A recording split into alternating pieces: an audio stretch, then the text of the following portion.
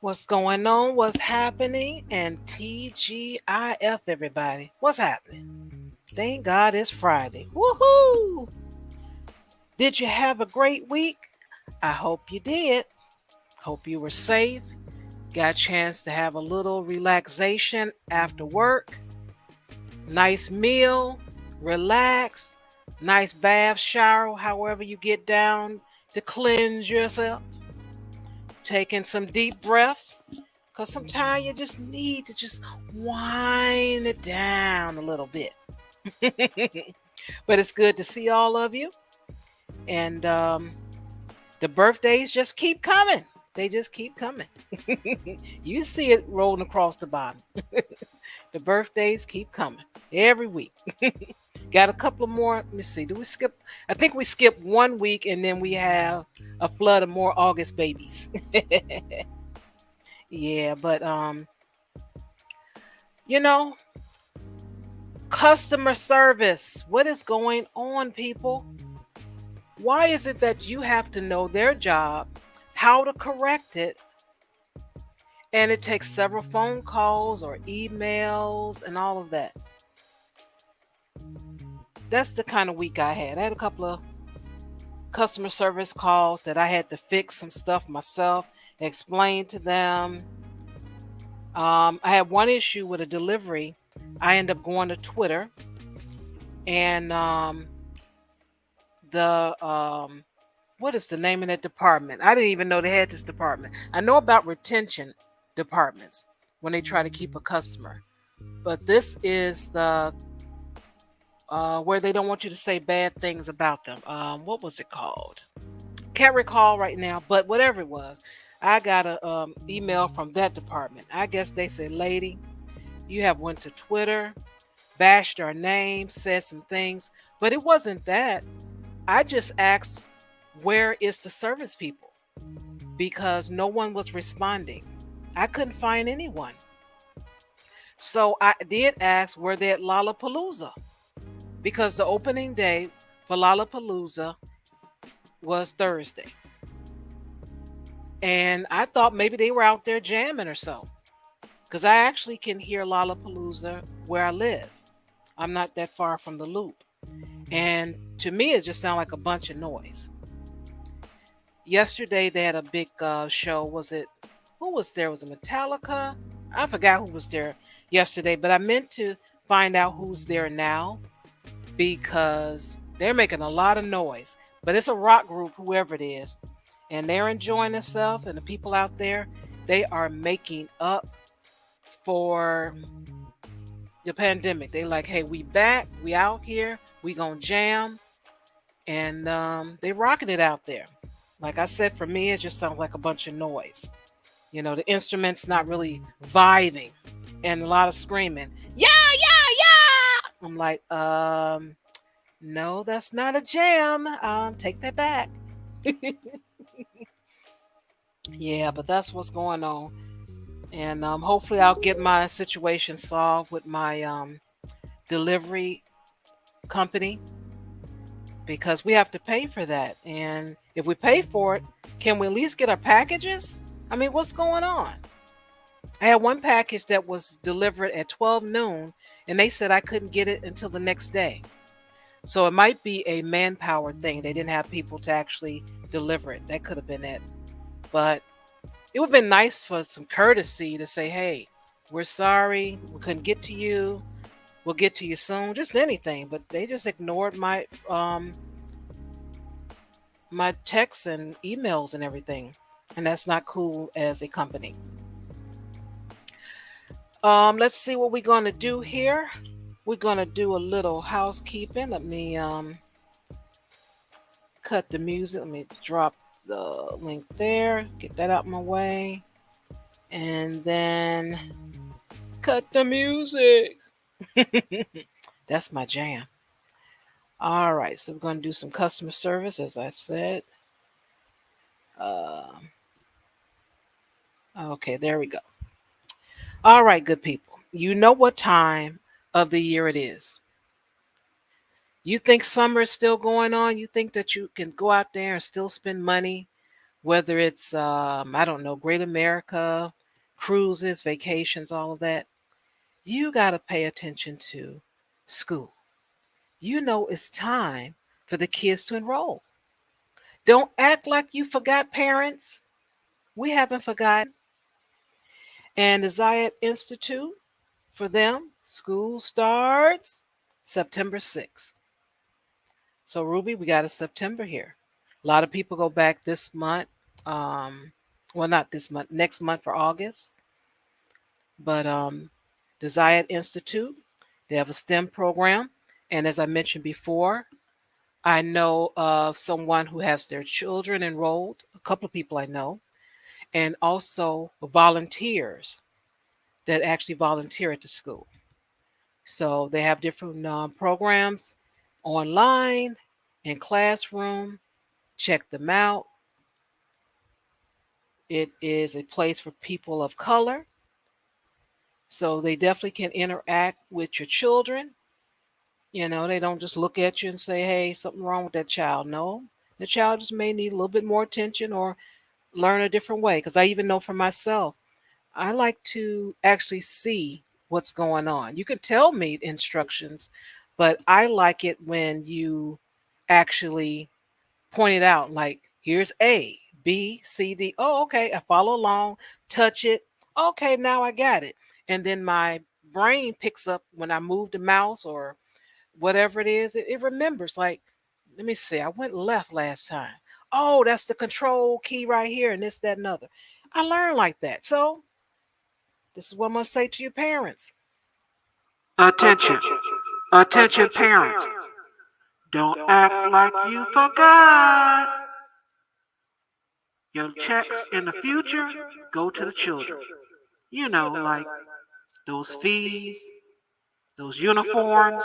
You remember all that, right?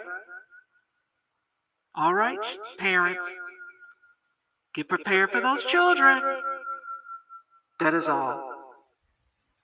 Yeah, that's what you do. So I put the link in the chat room for you. You can check it out. Tell a friend, because it is time, everyone. And welcome, lovely, classic Ruby. Why, thank you. Why, thank you. Thank you very much. And a lovely TGIF to you. I'm sorry if it's a little echoey. There are people here helping us, family here helping us try to fix this fiasco I live in. And so I'm in a very echoey room right now, away from the noise, hopefully.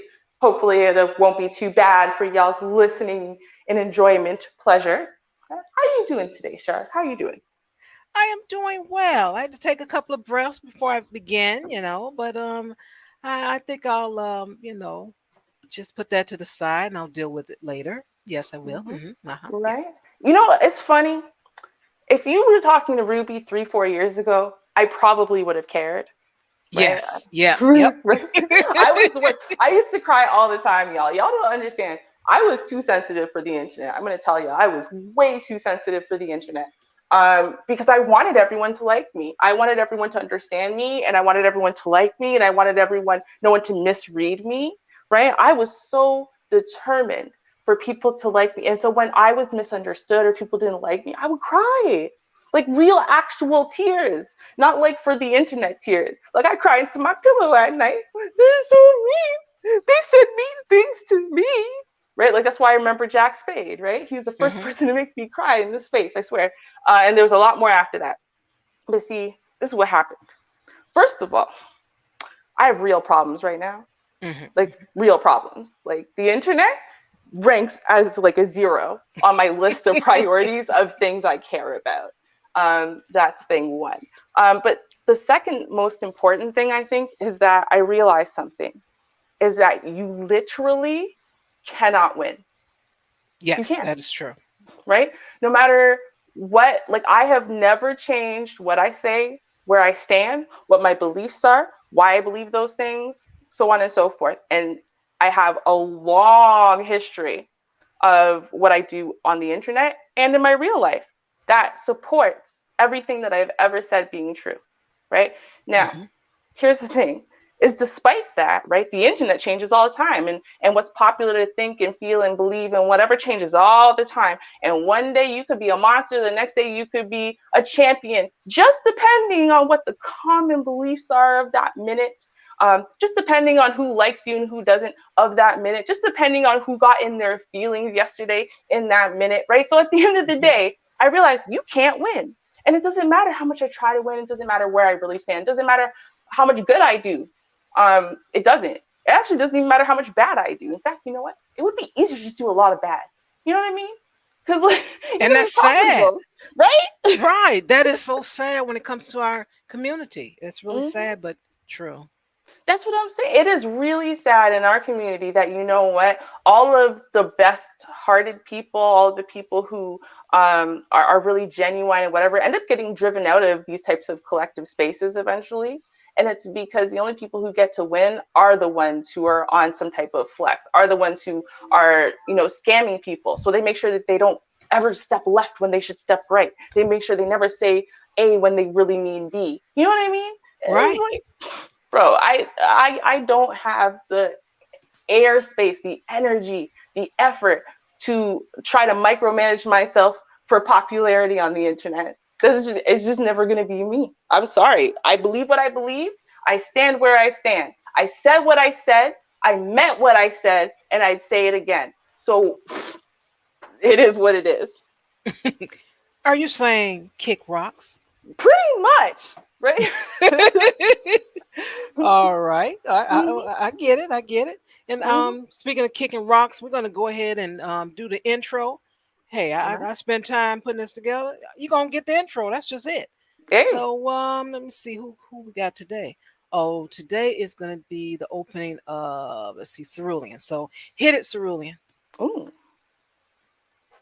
Do you think encroaching on their privacy rights, not only their privacy rights, but their right to choose, is going to help you? This is actually going to cause a greater divide between men and women. Because understand, we already know that the celebrating Roe v. Wade, they wasn't getting no pussy anyway, right? They think that it's going to finally get women to come to the table because, every incel thinks that they're a good guy, right? And that somehow these women's go come back to the table. But no, it's actually going to have the opposite effect. This is actually going to speed up the decline of population. And you mark my words, in the next 10 years of seeing the detriment to the dismissal of Roe v. Wade, you're about to see another major immigration policy. You mark our words.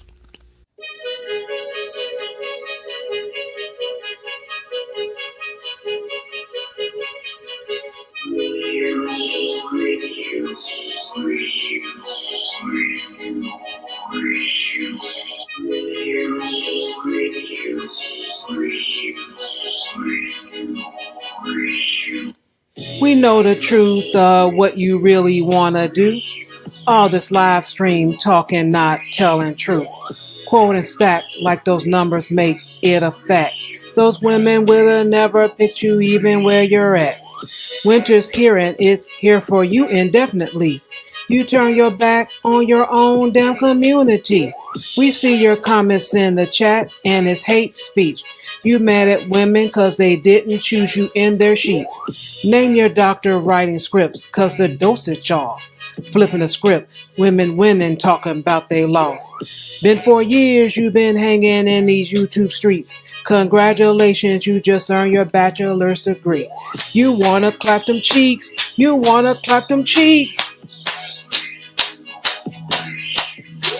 You wanna clap them cheeks. You wanna clap them cheeks. You wanna clap them cheeks. You wanna clap them cheeks.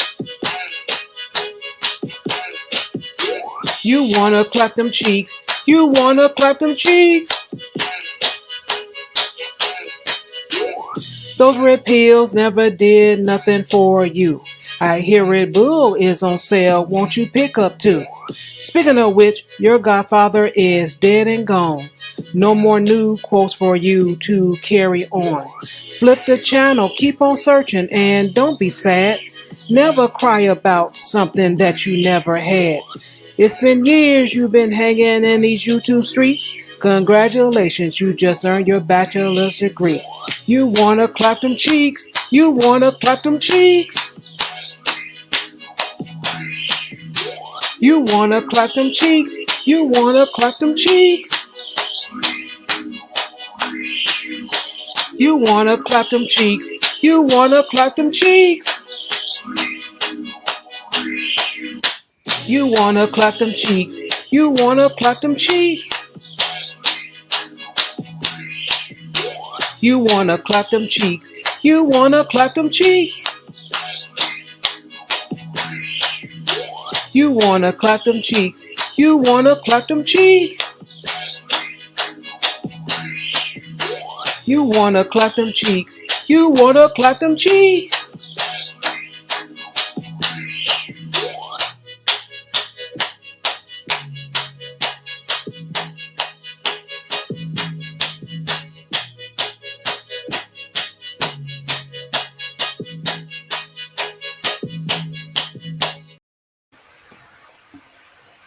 Yep.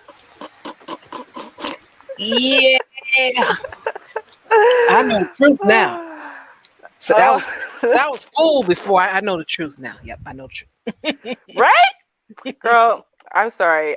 That song is just everything. You wanna clap them cheeks. You wanna clap them cheeks. It's true though. What are you gonna do? Yeah. That's the truth.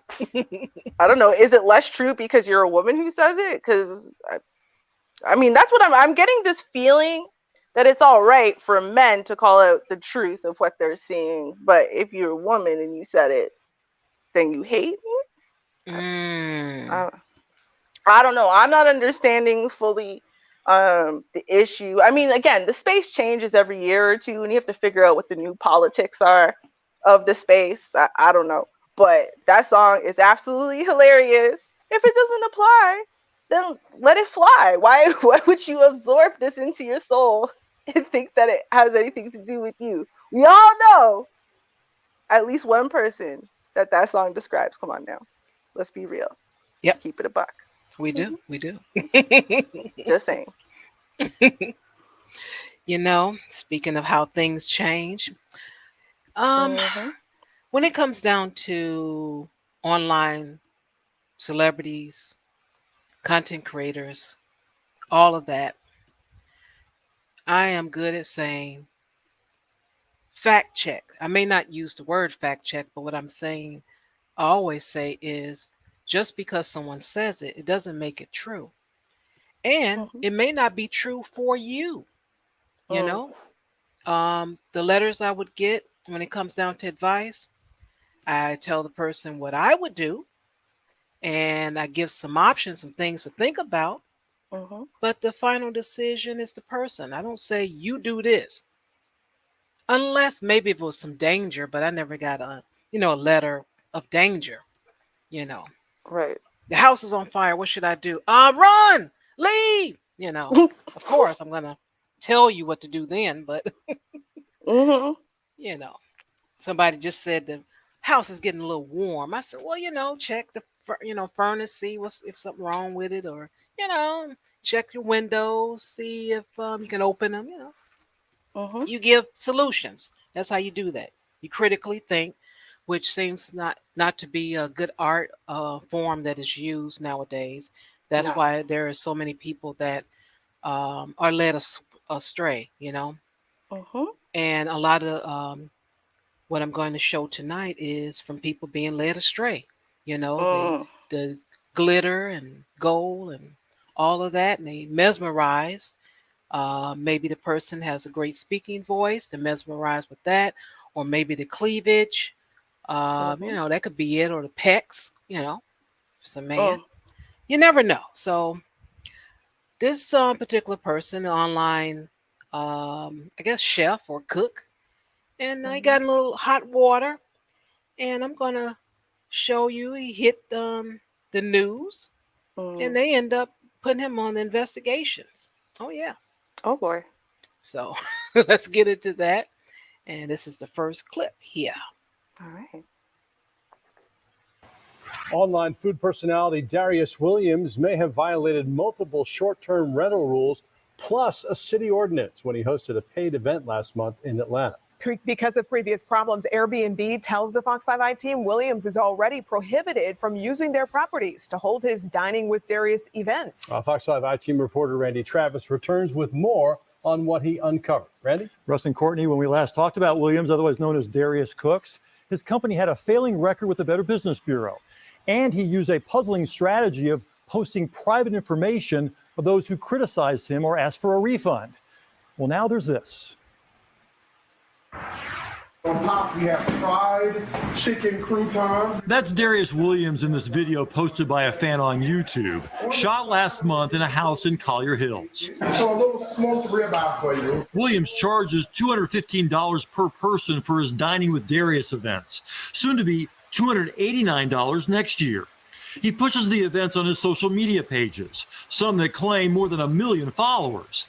But house rules on the short-term rental site Vrbo say no events are supposed to be held at this Atlanta home, and the maximum number of guests is 8. There's a lot more than 8 in this video.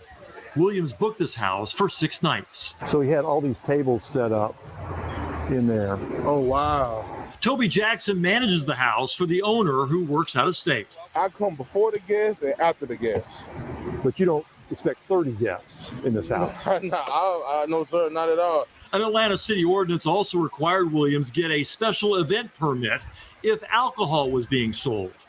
That YouTube video shows everyone enjoying a red drink, and the person who recorded it laughing on the way home that the red drink sangria is kicking in now. Okay. Well, you have to stop it anyway. But I still wanted to mention something. Now, if we are doing business, because this man has a business, clearly, why not do what we need to do as business people? Let's get our permits. Let's follow the rules. Let's find a good place that we can have our events, all that good stuff. Why can't we just, stay on code, stay in the between the lines, what's asked of us when we're using someone else's property?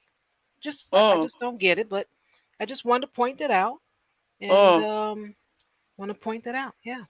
You know how I feel already about people mistreating other people's property. Oh, yeah. Because I have been raining hellfire down because of the man who mistreated my property that I am still dealing with the fallout of 28 days later.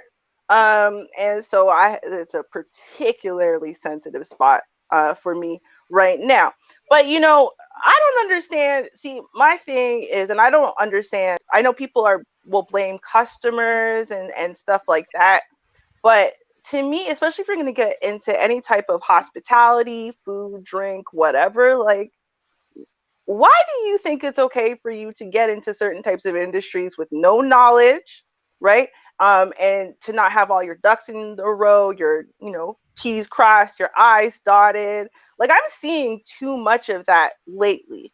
And I find it a little bit terrifying. And it's kind of the reason why my whole life I refused to eat at like mom and pop shops, because I was always scared that, like the McDonald's or the Shoeless Joe's or whatever, these big chains, they have no choice but to follow certain rules and have all of those things in order.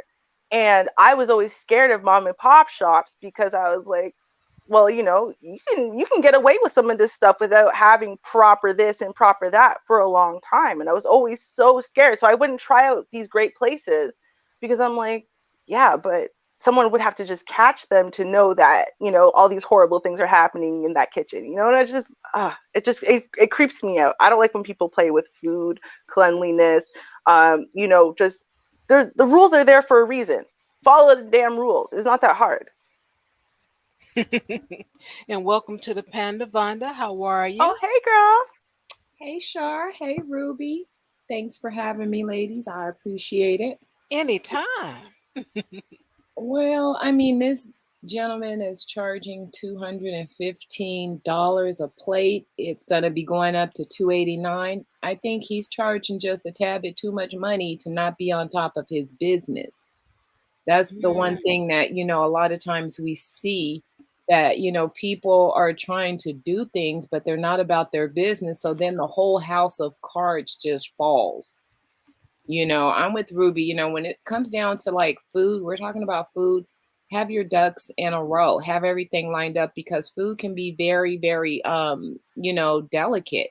You know, somebody gets sick and then, you know, something happens and you are already out of order because you weren't even supposed to be doing this in the first place.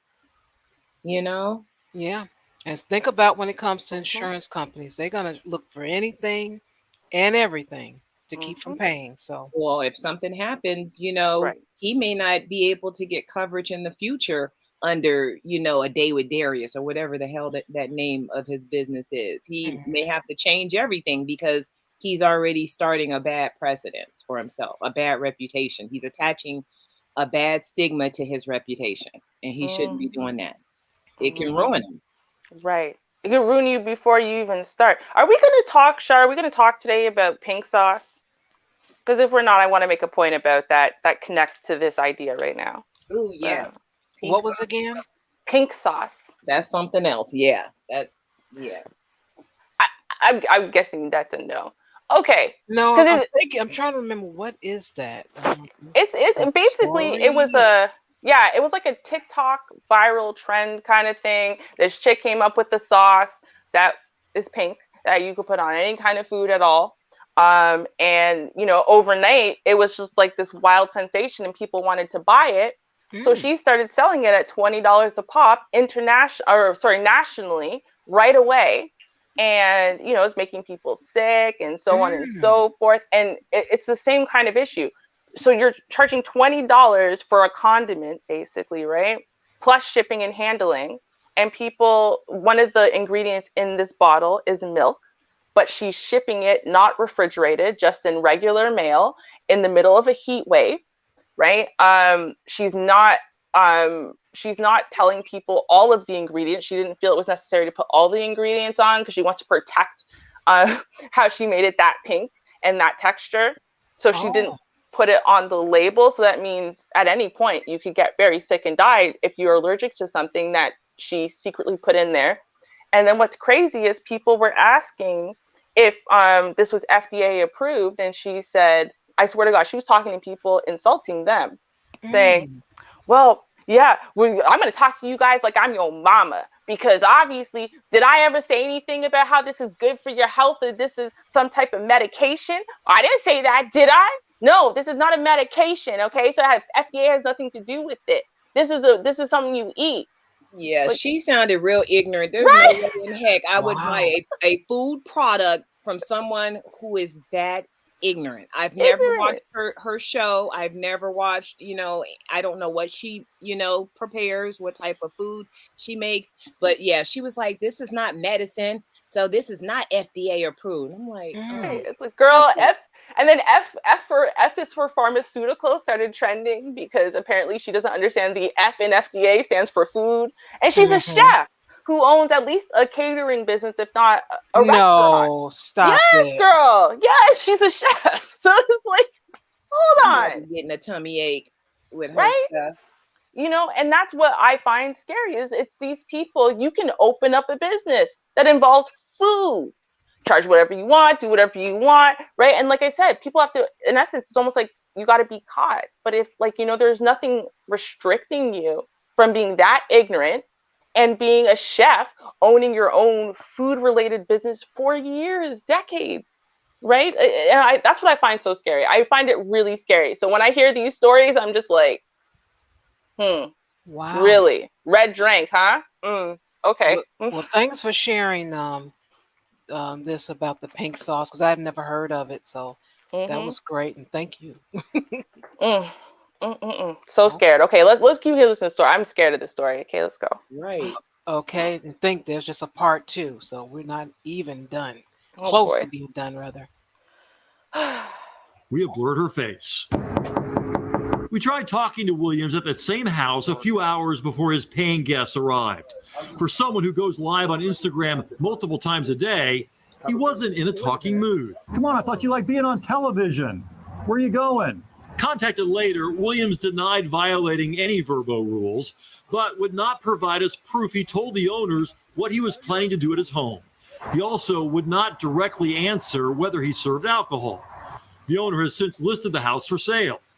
It's clear Williams has used the accounts of other people to book the locations. Like my first week working for him, he was like, "Oh, I'm having trouble getting into my Airbnb. I don't know what's going on." A former worker made this TikTok and later sent us proof that she agreed to use her own Airbnb account for Williams' dining events in 2016. Imagine my surprise when less than a week later, I get an email saying, "Hey, you owe Airbnb $10,000 because you trashed this person's house." She told the homeowner, William. Okay. I want to say this, because this always use this as a learning lesson. If you're working for someone and they need help, as in your money, use your name, your income, anything like that, go the other direction. Run. Because that's a sign that their name isn't any good. That's in business, and I would say the same with relationship. It's very interesting. And I don't know who all he picked. This young lady's the only one that they shown. But isn't it interesting that you hear a lot of rhetoric about what Black women don't do and not about and all that type. But when help is needed, it normally is the face of a Black woman that did the helping. Keep that in mind. You know, Char, that makes me sad. You know what that makes me sad? It makes me sad because, in essence, what you just said, I'm being serious. What you just said was, anytime they need a fool, right, they look for a Black woman. Because that's like, why? Like you said, Airbnb, it's not like it's something you need to have good credit to have an Airbnb. It's not like, you know, there's some type of special restriction, right, other than the fact that you have some type of photo ID for you to have your own Airbnb account, right? Anyone who signed up for one knows that. And yet, despite that, this woman just said, oh, he just did, oh, that's cool. That's cool. And that was it. She didn't go to monitor this place. She didn't get any extra money security type thing from, like, why? You know, and then it makes me realize something. And this is a big thing, unfortunately, which we don't realize. In the same way that, you know, these, say, gold digging women or the women who are on Patreon or OnlyFans or whatever play with, you know, men via their sexuality to get money and whatever, right? Men play with women, right, via emotionality to get the same thing, right? So it's like, oh, he's a decent looking guy, right? I'm sure he could talk a little smooth game, look at her in a certain way. He puts a little extra bass in his voice and goes, you know, baby, you know, you're the only one I can really trust with something like this, right? Her little heart goes pitter pat. Okay, well, okay, but you sure you're gonna take care of the place, right? Baby, you know I would never do anything to hurt you. She goes, okay then, right? And that's all it needed. He wouldn't be able to use that same tactic on another man because he would be sitting there looking at the logistics and be like, why can't you use your own account? All right, cool, but I'm gonna need a cool 20 G's down deposit first. You know what I mean? Like he wouldn't be able to play that same game and override logic and common sense by, you know, whispering a couple little sweet nothings. And I think that's why you see it all the time. The men play women. They don't play other men. Normally they play women because they can appeal to that ooh, baby, you so sweet. Oh, girl, you take care of me so well. I can't trust no woman but you. Right? That's what it is. That's what it is. I bet you every face in this story is going to be a woman. Watch. Every face in this story. Excuse me, that does happen. That's why I said it can be anything. It can be the way they sound, the way they look, the flashiness, the presentation. It can be a little bit of everything. That's why I said when it comes down to the online celebrity, whatever, you have to be careful. You know, what is it? All that glitters is not gold. You just have to be careful. Ain't that the truth? But that is true. It's always through a woman, you know, that a lot of this stuff, you know, gets traction, you know, because women are going to be most likely the ones that are going to support you. And it's sad because, you know, first you'll hear, oh, you know, Black women don't never support anything, but yet Black women be the first ones supporting you for something. So it's like, but that's who they go to. You know, it's always the woman. The woman is the one who's going to do the most supporting. It's true, even though it's said that it's not true. And I've even thought about, because I've heard the rhetoric, I thought about just bringing up all the larger names and just show every time there's a scam, look who's behind them. Look who's tried to support them. But you know, it really doesn't matter because the truth is known. It's just sometimes you just say something different because you don't want to say the truth. So I accept that. You know. But they didn't know that.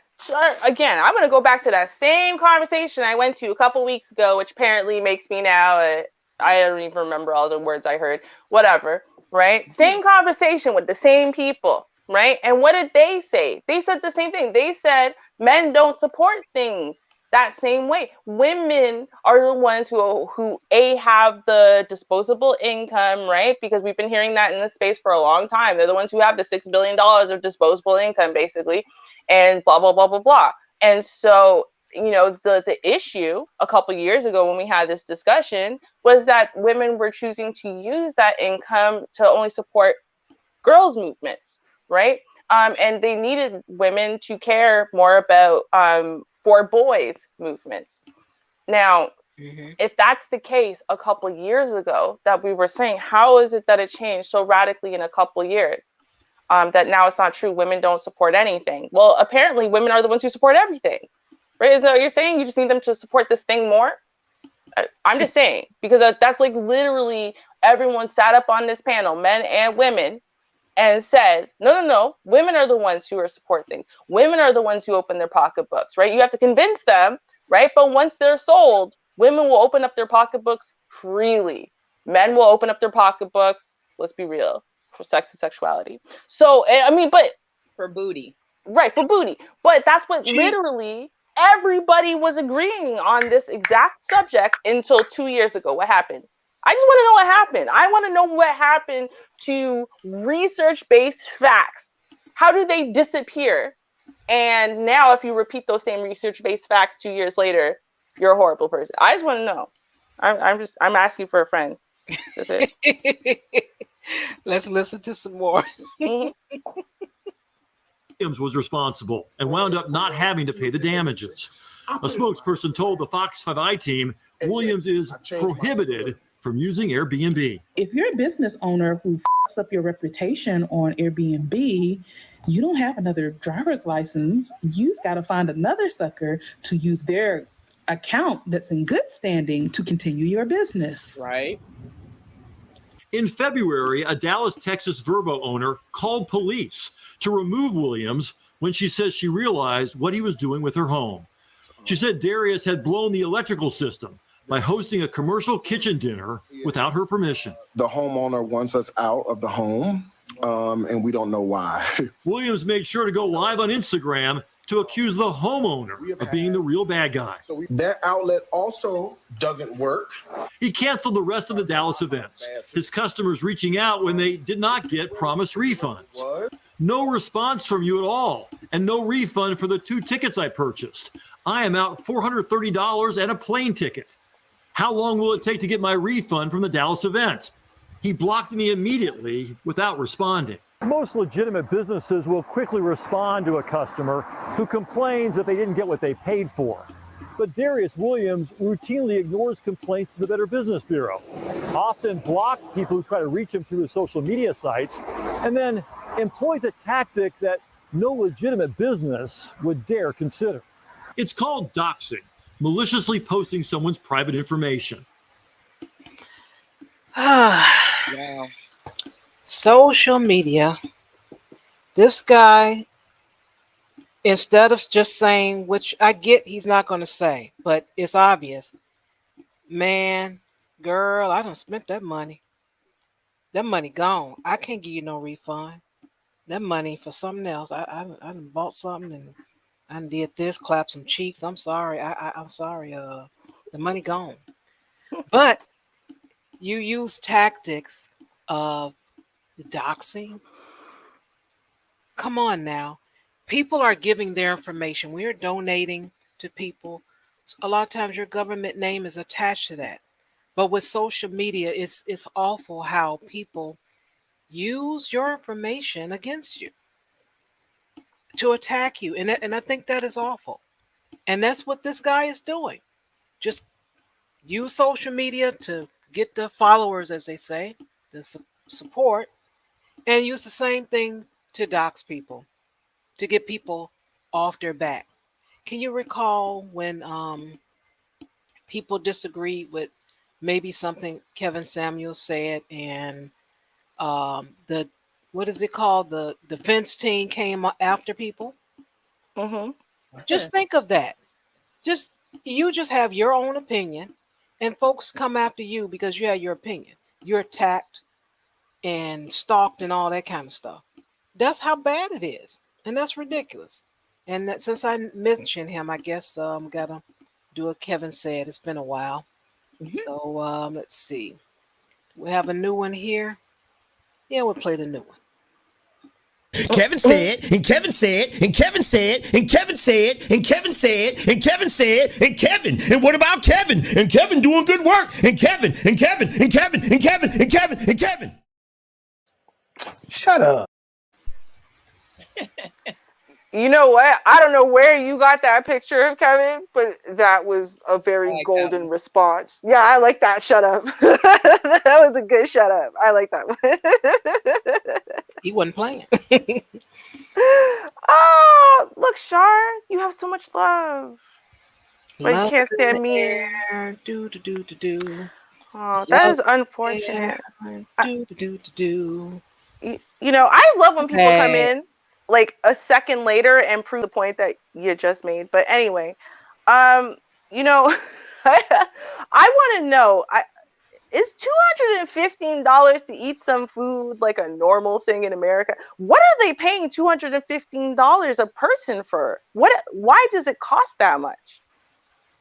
Anytime you're providing a service that you know takes your own personal labor, and it's supposed to be something, you know, creative, like his food's supposed to be creative. It's supposed to be good food. You know, it's not, you know, chicken tenders and French fries. So it's gourmet, you know, and I'm sure that's the name he put on it, is gourmet, and he's a chef, you know. So that makes it high scale. But like she said, he's ruining his reputation. You know, if you are charging people $215 and they're paying you, and then you have to cancel the event, you should promptly refund those people their money. Mm-hmm. Not block them when they contact you and said, hey, when do I get my money? Blocked. That's terrible. Yeah, that's terrible. That's awful. Well, let's listen to the rest of this. Let's see what he did. When Danielle Holland anonymously criticized Williams for how he treats his customers, he responded by tweeting pictures of her children. I see the caption that he put, which was, "Tell Danielle Holland we say hello." Williams also made public the cell number for the owner of that Dallas house, who called police when she realized what he was really doing. He urged his followers to call or text her. He later posted this Instagram video, bragging that the response was so great, police asked him to remove the phone number from his page. That was, baby, when I tell you, y'all lit that phone up. Well, according to his schedule, Williams is actually in Savannah this coming weekend for another Dining with Darius paid event.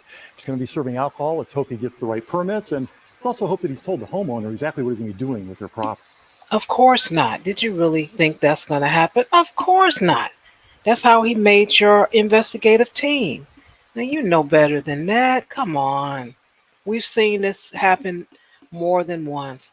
When a person especially when they have a criminal record, and a lot of guys on social media do, it's easy to just kind of blend in, sell whatever it is you sell, and no consequences unless you do something like in this instance, the lady could have went further and pressed charges when it came to the social media. She could did something, what is that called?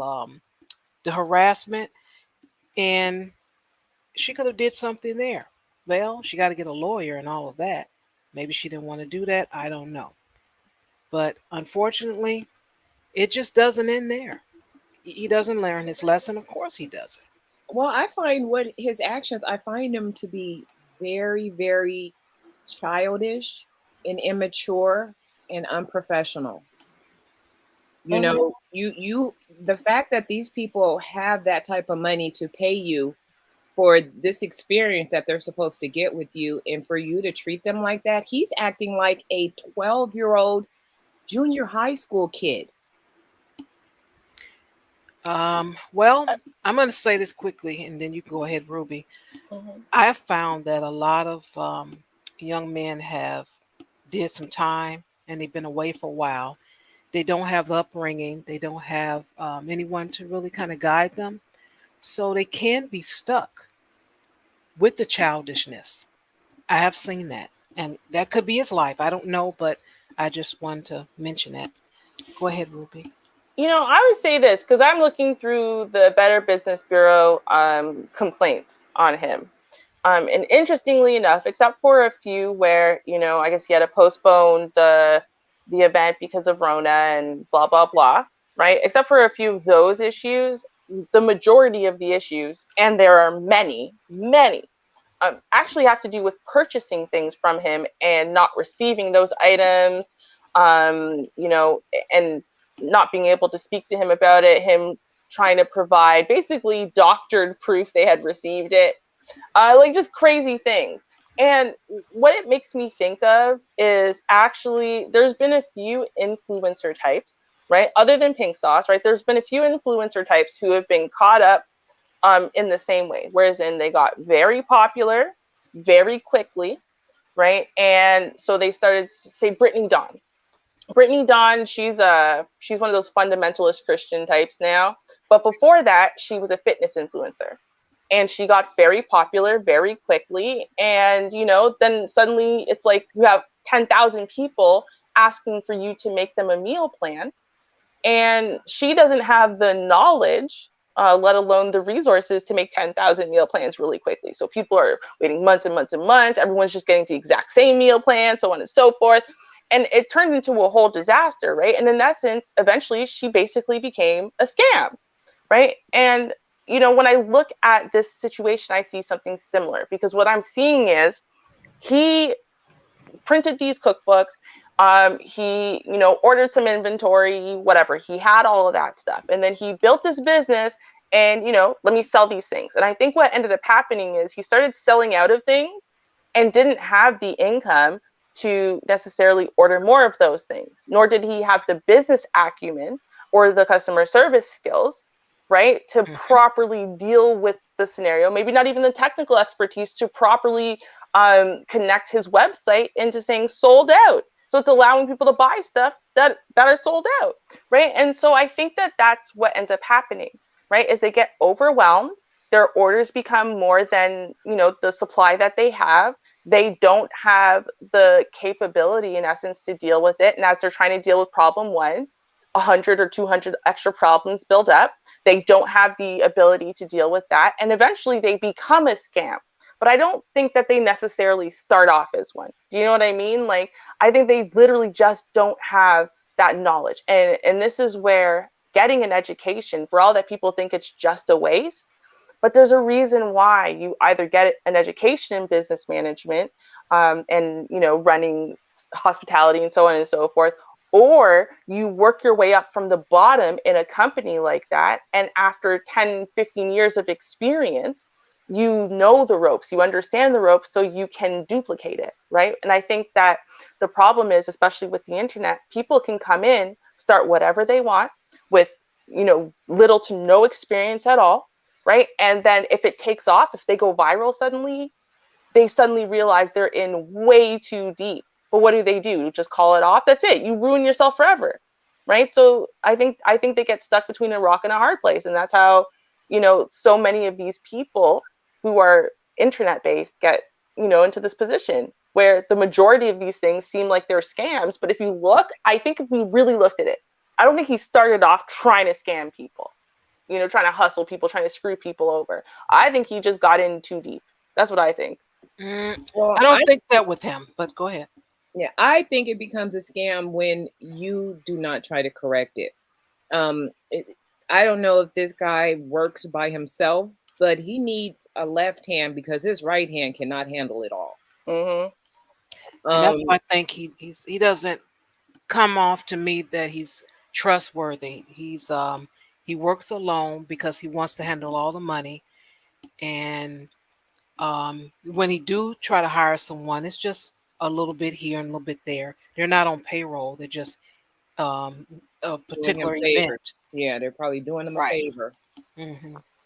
Yeah. Well, I think also though, and I mean, you did bring up the whole prison stint thing, right? And a lot of people, I mean, depending on what their upbringing was up until that time and what their experiences in prison, a lot of people come out of prison with trust issues and with a need and a drive to do things on their own. They don't trust other people. They know all the ways that they can get scammed or screwed over by trying to work, you know, cooperatively with people.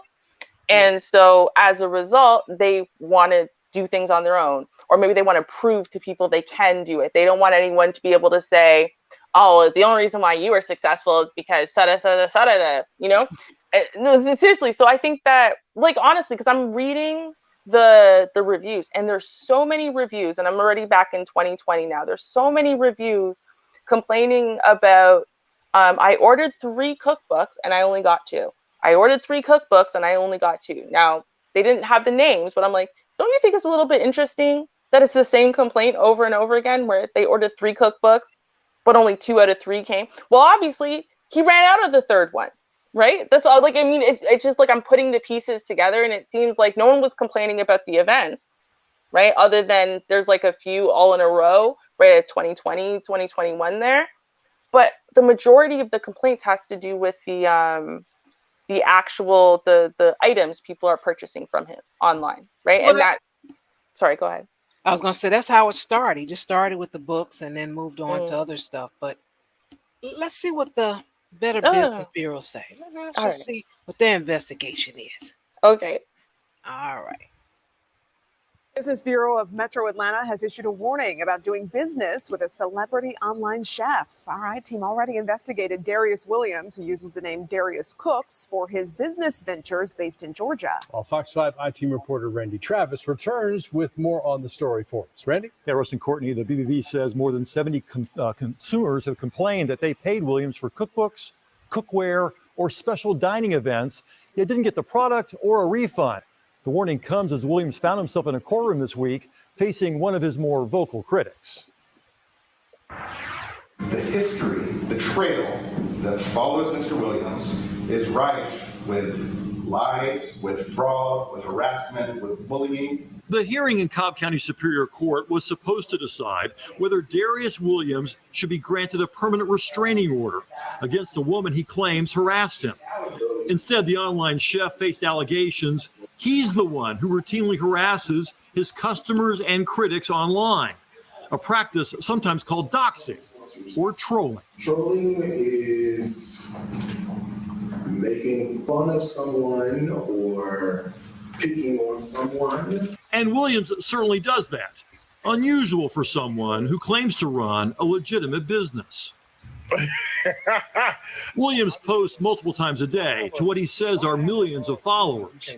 He also sells cookbooks and cookware through his website, charging fans to attend his Dining with Darius cooking events at short-term rental houses around the country. But some customers complain the celebrity chef never sent their product, but kept their money. His own reverse version of Dine and Dash. For many food lovers, that would be bad enough. But when those customers try to get a refund, they say Williams never responded. And when they went on his social media pages to complain, Williams would block them or make public their personal information and encourage his faithful followers to fire back. For one critic, Williams posted pictures of her young children. Another, Melanie Ford of Atlanta, says she was bombarded with hate-filled texts, calls, and comments from Darius Cook's fanatics. That person that called me and threatened me and my parents, she didn't know us.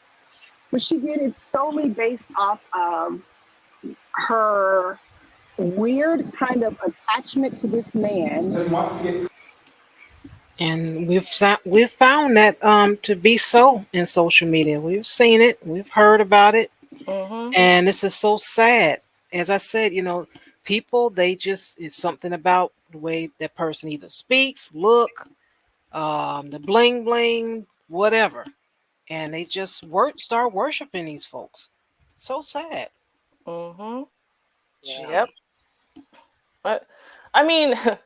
And the sad thing is, I mean, you could even, some of the people who are worshipped and whatever, I mean, they might treat the people that are worshiping them and are, on their attack force there, they might treat them horribly, right? I mean, but in and of itself, that's why there are so many areas of psychology that always have so in all of my years, I've taken many actual cults courses, but also in different areas of psychology. When they say to social psych or evolutionary psych, there's always a unit on cults, right? Because the power of personality, brainwashing, that kind of hyper connecting to a person outside of yourself and allowing them to almost be your identity, and then how scary and threatening it is when anyone threatens that person, because that person, you're over identified with that person, right? So it's worse than them attacking you, right? It's almost like you've taken your heart and soul out of your body and you've put it into this other box over there, right? It's like if someone attacks your body, right, and your heart's inside of it, you're like, oh, I got flesh, I got bone, I got this, I got that, and I got my own moves. But if someone's attacking that box over there with your heart and soul in it, you're gonna be hella defensive. Right? If they just get into that box, see, you're dead. And I think that that's what ends up happening, right? These people somehow become over-attached, right? They over-identify with this dude for whatever reason. And he's really good. He's got the tactics. He's got the moves necessary to get people to connect with him on that level. And clearly he's willing to use it. Clearly. He's, you know what, Char? I'm starting to understand why you're saying, yeah, no, that's true. Just not in this case. I'm starting to feel it. I'm starting to see it. So I want to, so he was previously in prison? Not that I know of. I just said that I know of people, what I've seen, just being in the YouTube streets, a lot of people are from prison. They have records, they have felonies, all kind of stuff, whether it was when they were younger or even currently. And they can't go out for work, but they can talk, they can flash, they can do all these different things, and they make money and they con people. So I was just using that as an example when it comes down to social media. Oh, okay. Yeah. True. Is that Sheed? That is Sheed. Welcome. Hey, Sheed. Hey. Welcome to the panel. Hello. How are you? All right. I see y'all got an episode of scamming while cooking. Yeah, I got a Right? couple more scams tonight too to show, but go ahead. You want to Yeah, weigh I in? mean, I watch this dude a lot, and he has that charisma to kind of get people inspired and get people Mm. motivated and looking at his videos, and he's like the big uncle or the big brother that kind of connects with you, like, yeah, this is real food. This he try to appeal to your foodie nature, and I'd be Okay. like, oh man, like it looks good and he presents everything well, but now I'm hearing all this stuff and seeing the reviews on him. Like that's the oldest scam in the book. I put 3 books in there. You just didn't get 3 books. So you're Mhm. trying to scam me. So what you're doing is you're doing fraud. I sent you 3 books, but you say you got 2. Mhm. So if I was a scammer, I would send you 1 book when you buy 3, and I'll just say, hey, you scam. That's why he sent 2, because if you just send 1, it's a trickiness to it that But the thing is, he sent 2 instead of 1, because you can say, why would I send you 2 books and not send you 3? I would just send you 1 book if I'm trying to scam you, and everybody else be like, yeah, that's right, because you can save on That's product. so janky though. That is just so janky. And it's like, why people have to be like that? Mind Now just manipulation. upon hearing that, I wouldn't buy a hot dog from this guy. I wouldn't pay for a 50-cent hot dog from this guy. And then to have the nerve to turn it back after these people have given you $215 a pop, and to turn it back on them like they've done something wrong because they're asking for some reciprocity. I gave you something, I'm looking for something back, which was the deal in the first place. It wasn't, hey, send me something and you may get something and you may not. They want their stuff. It's bad business. It's just horrible. I don't care how good his food tastes, because what it sounds like is there are some people, he's fulfilled some orders and he's not fulfilled some orders. And now because he's so well liked and he has this charisma and this magnetic personality, apparently, people tend to like overlook the blatant disrespect he's having for his clients. It's blatant disrespect. It's blatant disrespect. This guy, he's to me, I think what he's doing is trash. I don't care if his food is gourmet food. His business practices are trash. And you know what? If you don't even give the people the merchandise or the product that they pay for, I can't even be too sure that you wash your hands Check when you you're out. preparing the food. Everything about him, I do not trust. I don't know that you didn't drop that on the floor. Everything to me, that there's it's all janky. The whole thing is janky. Yeah, but the mindset is, hey, he can scam everybody else, but he can't scam me because I'm different. I'm loyal. Yeah, this is so sad. Let me finish this out and then we can chat a little bit more if needs be. Clicks. He loves attention. This group of women that followed him love the drama, and so does he. Sharika Blackman lives in Minot, North Dakota. She got the first cookbook she ordered, but when the second one never showed up, she complained to the Better Business Bureau. He told me that the post office hadn't sent out the package yet. But when I called the post office, they told me that they hadn't received the package yet. All he did was print out a shipping label. She said she discovered others on Williams' social media pages with similar complaints, so she added her comments. And when I did that, he blocked me on social media. He blocked you? He did. What'd you make of that? I was very upset, especially since you already have my funds. The BBB said Williams has not responded to any of the 70 complaints filed against him. Sharika said it finally took disputing the charge with her bank to get Williams to deliver that second cookbook, months after she complained to the BBB. Even with all of the evidence that is surrounding him, that numerous people are experiencing the same thing, there are still people that are defending him and still upholding him in his trash behavior. That's why exactly his company has an F rating. and a new BBB warning advising consumers to use caution when doing business with Darius Cooks. He is now in reasonable fear for his safety that this woman is following him. Back at the hearing, Williams' attorney urged the court to issue that permanent restraining order against Melanie's Ford. She was seen near Williams while he was getting his hair cut the last time he came to town.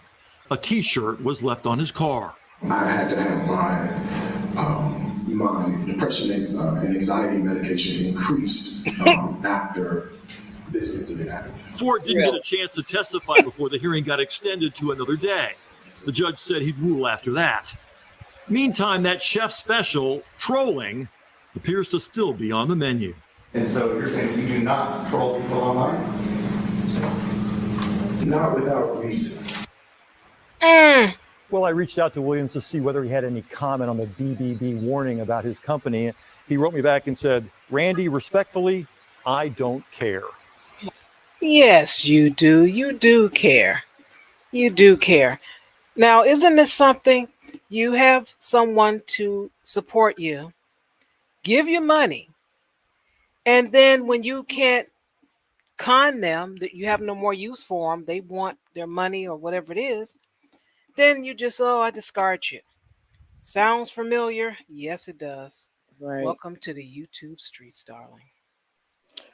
Yep. I mean, I want to tell people something about BBB, which I didn't know, right? And I think I made the same assumptions probably the majority do, which is that the BBB, Better Business Bureau, is some type of government accredited thing or some section of the government that's there to monitor businesses, right? And it is not at all. It's actually a very shady company. It's very corrupt as well.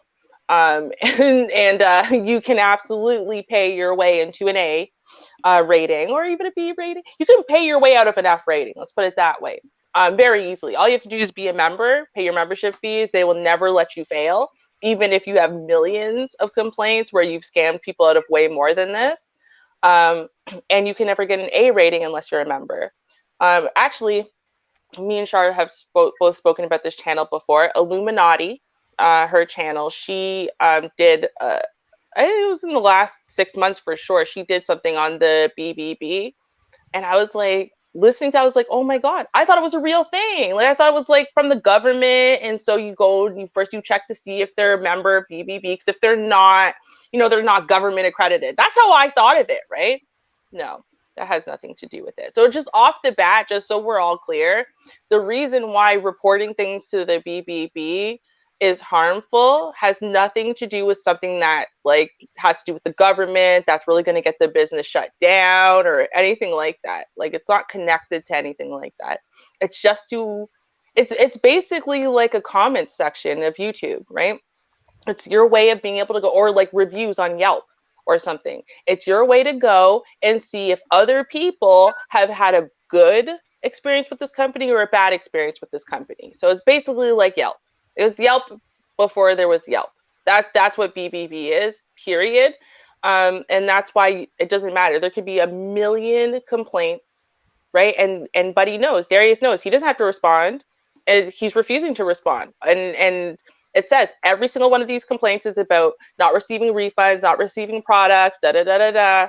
We've reached out to him to see if there's, some resolution. He's refusing, and he knows he can, and it's not going to affect his business in any way, right? That's unfortunate. The unfortunate thing is the reason why guys like this do this is because they can, and there really isn't that much. Where are the repercussions? Honestly. You're right.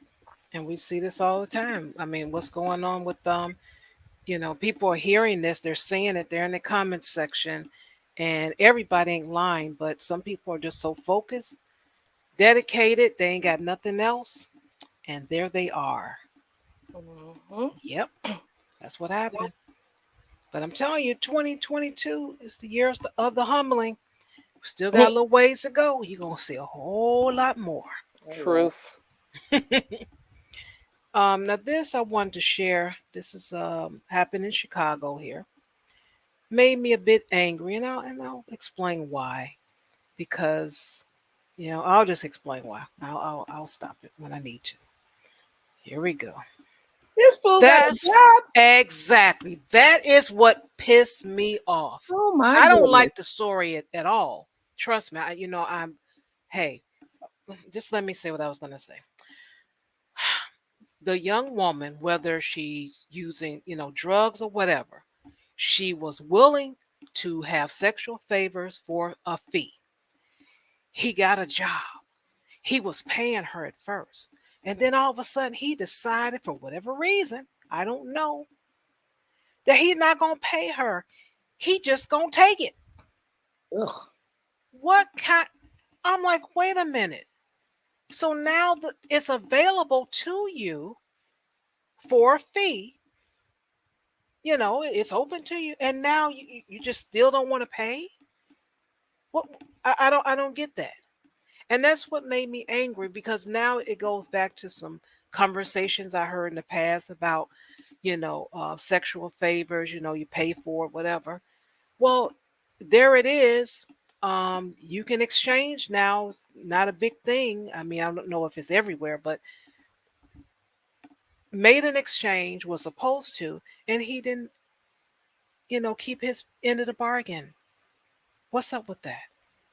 And on top of that, you know what? Let's just keep it a buck. This woman, she's not a high price, escort. So she's not charging him a rack, $1,000, for 20 minutes with her. They were going to take care of the transaction in an abandoned building. That building doesn't even look like ghosts live in it. That's how abandoned it looks. So you mean to tell me he didn't have the $20? I mean, how much was she charging that he didn't want to pay? And that's probably what they got into the argument about. Right. That he was like, oh, I didn't get my check this week. So you think maybe, just and she said trash. No. Trash. That is just trash. You can't even pay the fee, but then he probably looked at that woman and was like, oh, I don't have to pay you anything. You're a low life anyway. So I'm just going to take it. He's the low life. What a piece of trash. A low life piece of trash.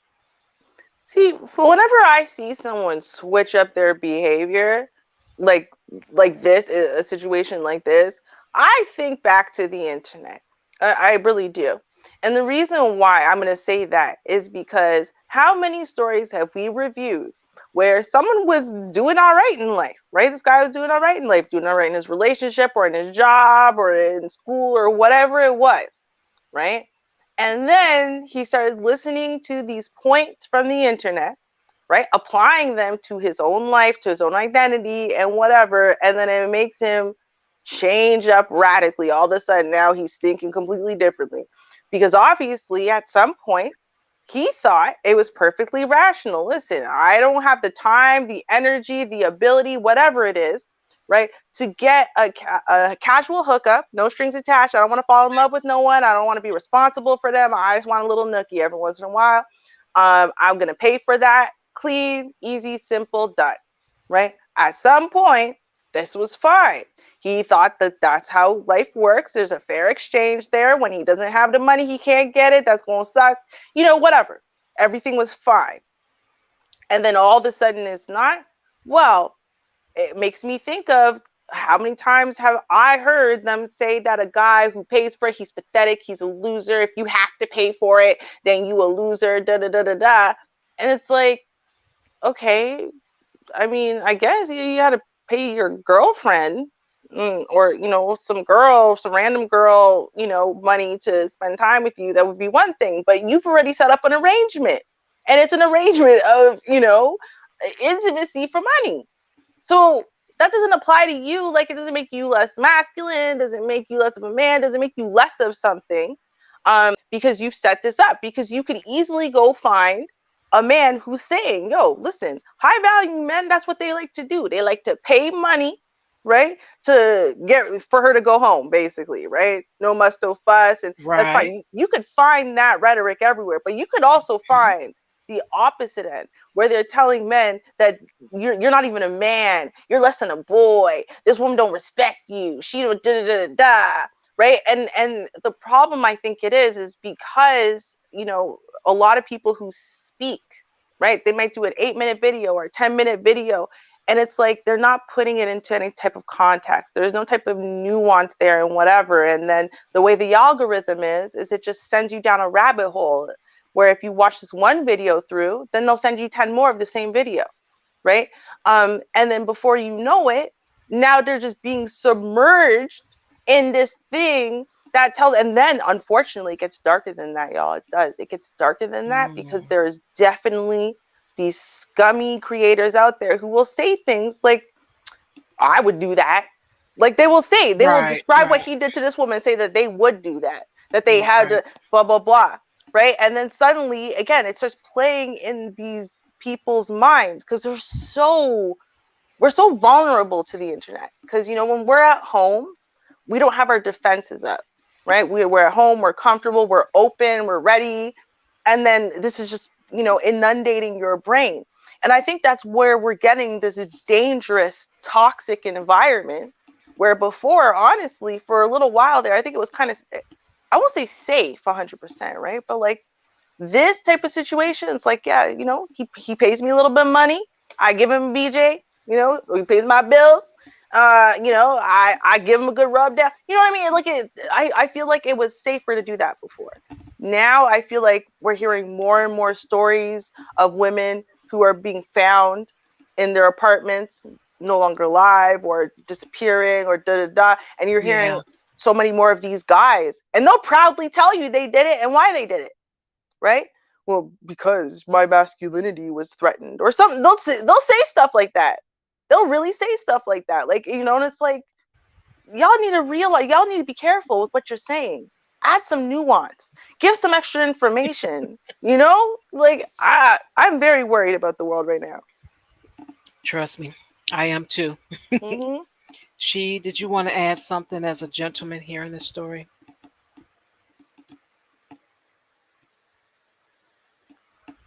I take that as a no. For anything. Vonda? He couldn't pay me for nothing. Okay. Then true. Okay. I mean, did you see that the picture when it was like, this is what he looked like? I was just like, oh my God. Well, he looks scary. He looks like a nightmare. Well, yeah, he may not be the best looking, but you know, he wants to, you know, he don't want to have no, you know, testicles that are blue. So I get it. You know, he paid. That's his way. You know, I get it.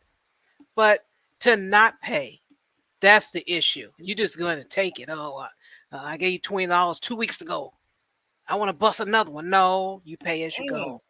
That's how you what do I'm that. saying. You just didn't have the little funky $20 because, like I said, she wasn't charging no $1,000 for, you know, this supreme lay he was going to get. It was like, what, you don't have a cup of coffee.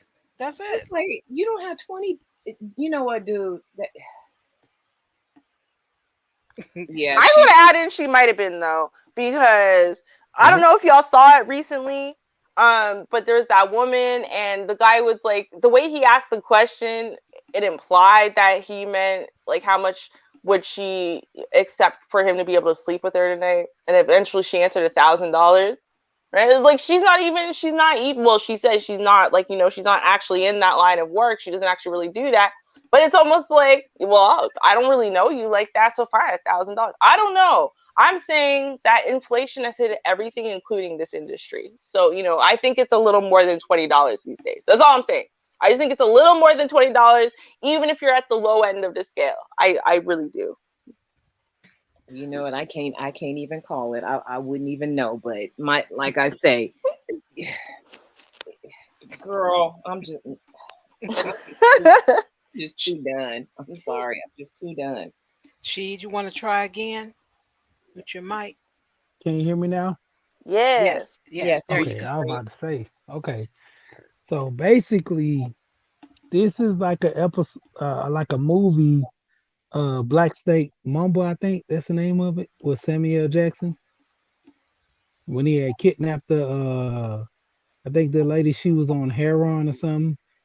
And he locked her in the house and tried to get her off of drugs. I didn't even see the whole movie, but just the whole, I think, trailer I seen, and I was like, this kind of gives off this vibe. Like he was locking her up. But the thing of it is, he wasn't trying to get off of drugs or get off the street. This guy Right. was actually trying to have sex with her for free. Yep. And my thing is, honestly, if you ain't got $20, what are you doing with it? I mean, that just what Happy Meal costs $5. I think they say it's up to $7 now. Let's just say $5 for a Happy Meal. You don't have 4 Happy Meals in your pocket. $20. Well, You she don't need to be having sex. maybe you need to come to YouTube so you can be 6 figures. Oh, Hey, that's a good yeah. idea, Char. Yeah. Because they all over YouTube. Hey, I told y'all I'm a doctor on YouTube, but in reality I'm a truck driver. But on YouTube I am a doctor. Okay, Dr. She. All right. Hey, put some respect on my name. That's right. Dr. She Right. here. That's what I was gonna say. Is Yeah, it Dr. we She or here. Dr. We here? You know what I mean? We here. You know, you All gotta. right. It's like a Tribe Called Quest. You gotta say it all in one sentence. Oh, okay. But the crazy part is, like, I didn't understand. Like, you already had 2 encounters with this woman, and because you didn't have the money, you chained this one. Like, this story makes this. It give off a lot of incel vibes to the point where you already paying for it, so why not keep paying? Like, you willing to risk time in jail. You ain't doing 5 years. You ain't doing a couple of months. You ain't doing probation. You going away for this, all because you want to have sex for free. Yeah. Like, it makes no sense. Like, I mean, even with this whole manosphere stuff, there's guys in the manosphere, they draw the line when it comes to certain things. I would hope I'm just gonna say I would hope, because like I say, I'm over there, but I don't have manosphere proverbs and recollections, so I don't know. Yeah, they got it's a Bible over there somewhere. I ain't found it, but it's floating around. But I mean, just saying, when it come down to it, like, you give up your whole freedom for $20. Like, you could have worked. Some guys make literally $10 an hour. You can work 2 hours and pay for that. I just don't get it. He didn't feel like she was worth it. It was I worth guess- him taking it. He didn't feel like she was worth it. I guess he was mad because they're gonna tax that $20 for them 2 hours, so he had to, do it. I don't know. Oh, Vaughn, I'm sorry, Vaughn, you're giving that man too much credit. And I say that because you say he didn't feel like she was worth it. I think it's the opposite way, right? And see, because you have to think about it not from the perspective of a man who could get as much as he wants whenever he wants, right? Think about it from the perspective of a man who has not been able to get it from anyone at any point, whenever he wanted from anything, right? And then he's getting it. It doesn't matter how. The fact is, he's gotten it multiple times from the same woman.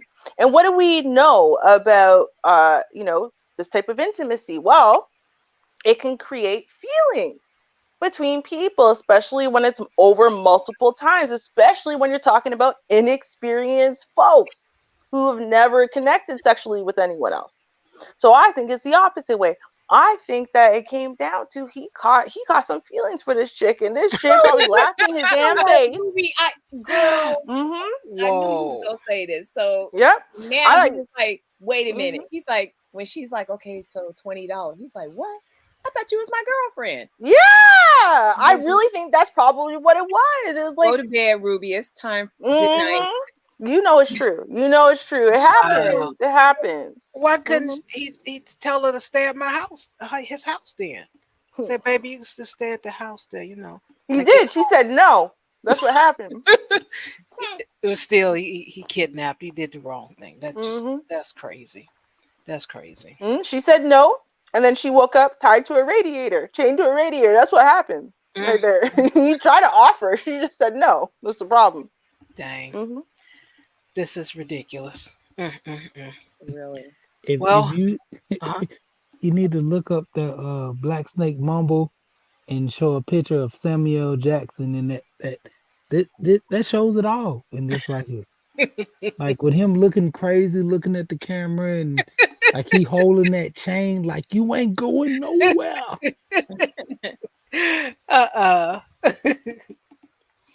We gonna do our next fraud case here. We got 2 to go. This one is a rapper. For whatever reason, he decided to go to social media and talk about the fraud that he committed. He wanted to let everyone know that he was balling. He had blinging, blinging, and he had Rams, he had Tims, Jordans, all that stuff. Every song has it in there. What they smoking on, what they drinking on, what they riding, and who they rolling with. So he decided to make him a song. So the rapper who bragged about committing COVID-19 fraud to be in prison for committing COVID-19 fraud. A Hollywood Hills rapper who bragged in a music video about getting rich by committing COVID-19 fraud plans to plead guilty to federal fraud and firearm charges. Frontrail Antonio Baines, 33 years old, he knows better, who records music under the pseudonym Nuke Bizzle, claimed in one of his songs that he fraudulently took advantage of pandemic-related unemployment benefits. So for you all out there that tried to get your unemployment when you actually was unemployed and they said you're already getting it, well, Nuke Bizzle here, he might have had your name and had your claim. It's possible. So you're going to see him in this short video. You can already see his butt cheeks, get his underwear on. I don't know why he got these little pants on because they're too small for him. This is bad advertisement. I don't know. As a man, is that something you want to show? Look, y'all, look at my cheeks. Look here, look at my underwear. But that's what they're doing at 33. I'm going to play this. Let's see what happens. Lord have mercy.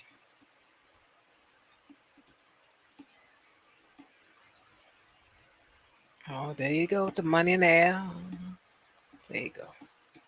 Agreed to take a plea deal. Memphis-based Nuke Bizzle, whose real name is Fontrell Baines, is facing a maximum sentence of 20 years in federal prison. Baines boasted about getting rich off fake COVID-19 relief funds in a music video he posted on YouTube called EDD back in 2020. He was arrested in Las Vegas months later during a traffic stop when police found 7 EDD debit cards issued to different people in his car, plus drugs and a weapon. Oh, that was his buddy with his looking like that. But I'm going to tell you, nothing is 100%, but I will say 99% of everyone that shows lots of money, bling, bling, cars, jets, all that stuff, they have no money. I repeat, they have nothing. You may think they have something. They don't have anything. All the money that they've thrown up in the air and laying on, and the girls shaking their booty and the rings shining and bling bling, they don't have anything.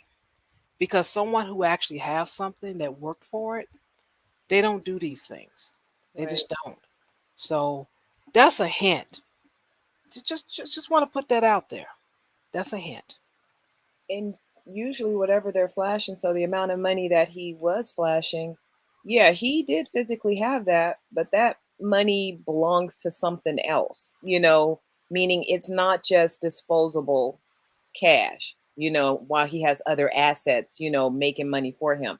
That's probably all the money he has, if it was even real money, if he didn't have some of those stacks, padded, with just, fluff. Right. I say he didn't have nothing though. I would venture to say that. I could very well believe that money was non-existent. It was about to drink that and smoke that after the video. Right. So it's gone. That's just ridiculous to sit up there and rap about what you're doing. And what I don't understand is these criminals, they do this stuff and it's like, okay, so I mean, are you just for the here and now? you know, there were no future plans. You know, you're rapping about it. You're telling the whole world what you're doing, you know, the scam you're running, and nobody's going to be looking for you. I bet you people told on him. They didn't have to search far. They weren't looking for this dude. This dude didn't just pop up on the radar out of nowhere. Somebody told on him. They told on him and said, "Oh yeah, you know, Nuke Bizzle's over there. You know, Fontrell." You stopped me right there when I heard Fontrell. Fontrell, his name is Fontrell. Yeah, Fontrell. Girl, Fontrell. Yeah, that's him. Okay. Well, what he ended up doing, he filed 92 fraudulent claims for unemployment, and it was more than $700,000. And he applied for 1.2 million. Yep, but he had $700,000 in total of fraudulent claims. 92. Couldn't just have like 12, but 92. 92. And I bet you 92 claims, he probably had 0 jobs. Oh, no. He probably wasn't even employed anywhere. No, of course not. At no time during the year that he received those benefits was he even employed. Yeah, I doubt it. I doubt it. Nothing was mentioned about any employment, life, or nothing. So, yeah, that's what I agree with him.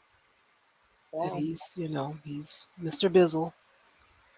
And for Shizzle, he's going to jail.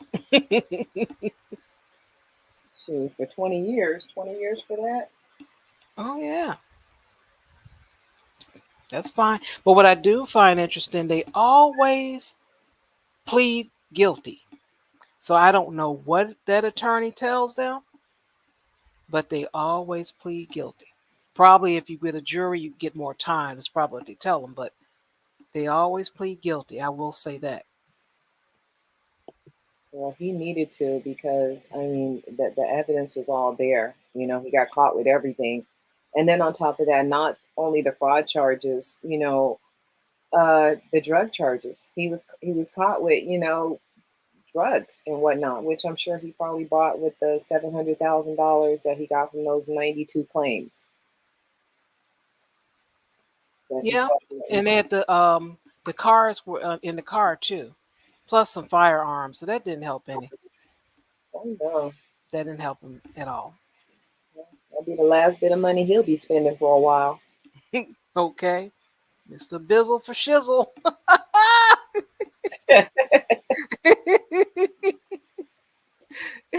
You're right, Don Teasy. You're right.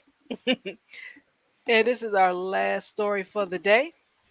It's hot off the press. The little flashy bishop, you know, in New York, there in Brooklyn, and he live streaming his church sermon, and folks come in and say, "Hey, give me that." So I'm going to show you the first video that I seen that came across on YouTube to me, and I clicked on it, and I just said something is not right. There's something not right, and I'm going to point those things out to you. Yes, I will. All right. All right, so let me share that with you. And all right, here it goes. Was robbed at gunpoint in the middle of his Sunday sermon today, and it was all caught on camera. The service was being live streamed this morning when he says 3 to 4 men walked in with guns. He spoke at length with CBS 2's Lisa Rosner about why he believes he was targeted and his message for the suspects. 5 to 10 minutes into preaching Sunday morning on Remsen Avenue in Canarsie, Bishop Lamore Whitehead saw the door in the back of the room kick open. How many of you I don't know. The word kick open. I don't know. That's I don't know. Kick open, okay. All right. That I'm just saying that this made me just say, Let me continue. have lost your faith because you saw somebody else die what you about to go through? Yo. All right. I seen 3 to 4 men come in. I said, all right. It's pretty much stating that I'm not going to do anything, right? Because I know y'all coming for me. Y'all coming straight to me. I don't. You coming for me. I know you coming for me. You coming straight at me. Did you really know that? How did you know that? I'm just saying. Wow. How did you know that? Now I'm telling you, this is how when I first seen this, I stopped it and asked these questions. Because why? I always have questions. Right. Let me continue. Want my parishioners hurt, right? I got women and children there. As I got down, one went to my wife and took all her jewelry and had the gun in front of my 8-month-old baby's face. Took off my bishop's ring, my wedding band, and took off my bishop's chain, and then I had chains underneath. Okay, so I was thinking to myself when I was looking at this again, I said, did the camera zoom in right there? I mean, I know this is live, but did the camera just zoom in? How did the camera zoom in? Or are you playing this to show us what happened and zoomed in? I think it was zoomed in. Maybe not, but that's just what I thought. I'll continue. My robe, and he started tapping my neck to see if anything else. So that means they knew. They watched and they knew that I have other jewelry. The church's live stream shows the gun being held on the pastor. They had the guns on my deacons that was at the door.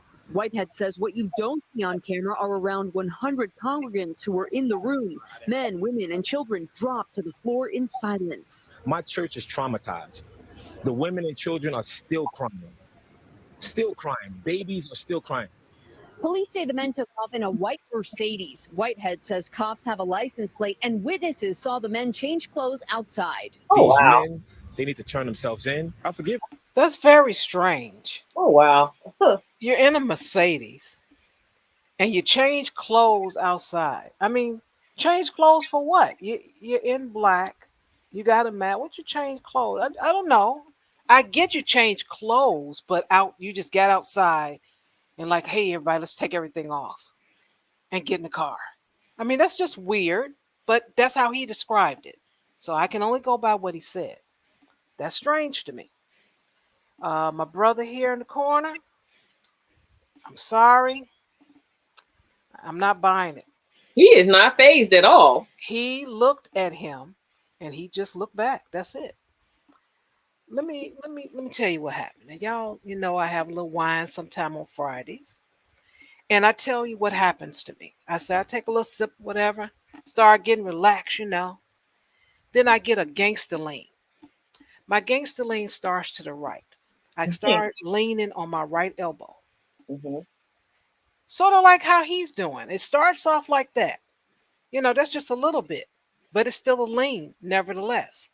My right shoulder is dropped. I'm getting, you know, feeling good now. You know, I'm warming up. This dude is sitting here with a gangster lean during a robbery. During a robbery. Right. When something goes on, there's something in you that makes you alert. It makes you straighten up automatically. Dogs do it, cats do it. If they hear something, they stop like, wait a minute, and they perk up. As humans, if you see something, you straighten up and you look that direction and you pay attention. This dude got the gangster lean on during a robbery. He still have the gangster lean. That's a gangster lean. That is a lean. There's nothing. He's not straight. He got the gangster lean on his elbow there. What's up with that? Yeah, he doesn't look distraught. He doesn't look, put out. He's just chilling. Like he's listening to the sermon. He didn't drop his Bible. Nothing. He just hanging out with the gangster lean. And that's it. Like do. La-di-da-da. I'm like, no, something is not right here. This is not normal. The human body is at attention when something goes on. It's just automatic. You don't even know you're doing it. You're upright. It's like, let me pay attention. What's going on? How is he just think about it. His body language is pretty much saying, I'm not even paying attention. I'm just chilling. Well, I got the I had me some wine, sip, I'm chilling. Yeah. Yeah. If he knew what was going to happen, he would have expected it, and it would not have been a shocker to him. So I'm going to lean towards that Mr. Gangster Lean over there probably had a good idea what was going to happen, because he didn't react or anything. Like, he's still holding his Bible. His Bible didn't even scooch or move or anything. And he's just he's watching the sermon. Like he's watching Pastor up there. Yeah. He not I disagree. I disagree. Disagree, Ruby. You would. Yes, yeah, I would, because I'm right. Okay, now listen. So now here's my issue with what y'all saying. First of all, okay. So I remember the first time I was like allowed to go out at night in Brooklyn. Okay, now, this is different than living in Meadowvale, in this upper middle class to upper class white neighborhood. Okay, very different. So I'm in Brooklyn. I remember it was me, my friend, like from church, but still my friends. So we're both like 11, 12, 13, around that age, right? And we want to be fly. My cousin now, who's the one who's going to take us out, is another woman, but she was grown. She's like maybe 19, 20, around there, right?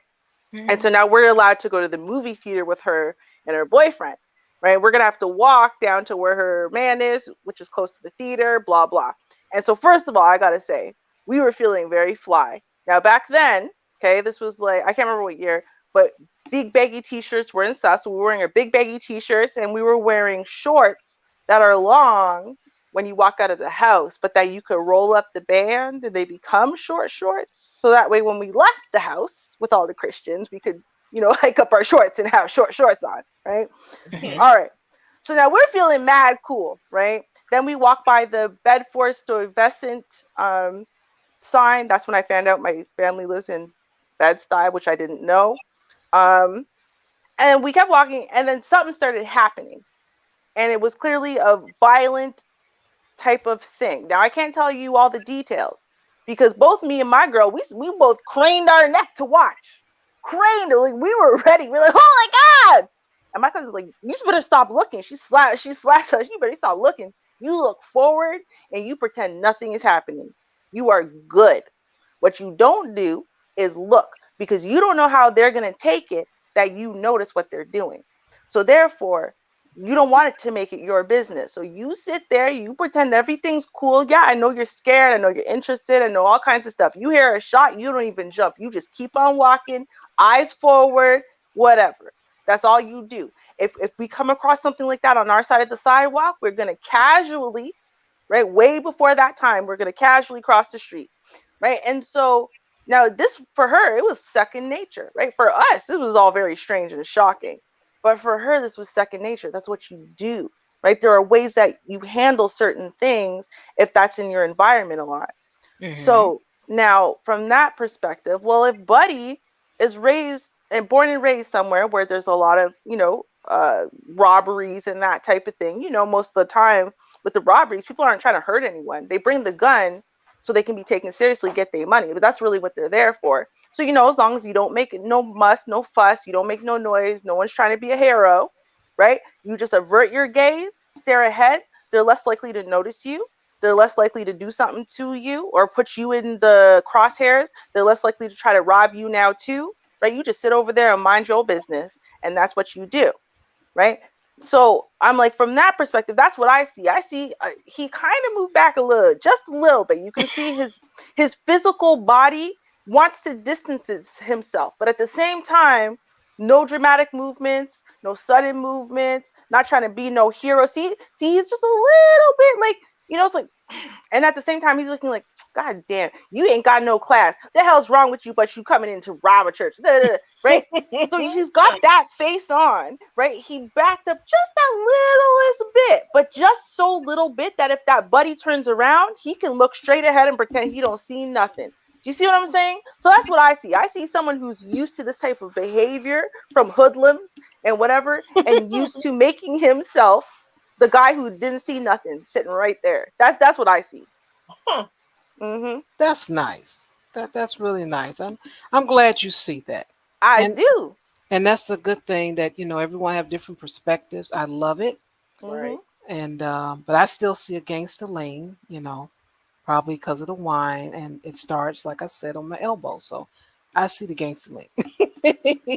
Girl, he's just trying to keep his Bible from falling to the floor and making this idiot jump and shoot someone. That's all. He's a little gangster lean. He got his Bible on his lap. You know, he's just trying to hold it there in place while he tries. It's okay, brother. I feel you. Don't worry. I believe in you. I believe in you. Well, if you want to go with Ruby's scenario, then you need to look straight ahead. Stop looking over here at him. So I got that to say. Ha!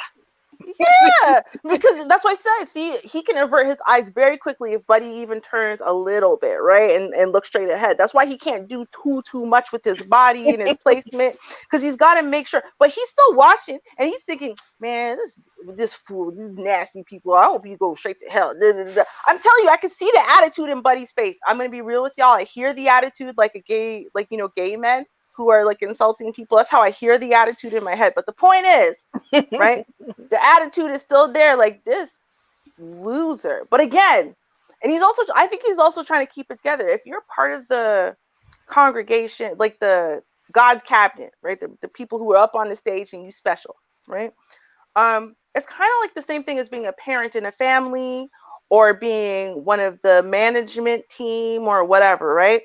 All the smaller people are going to react based on how you react.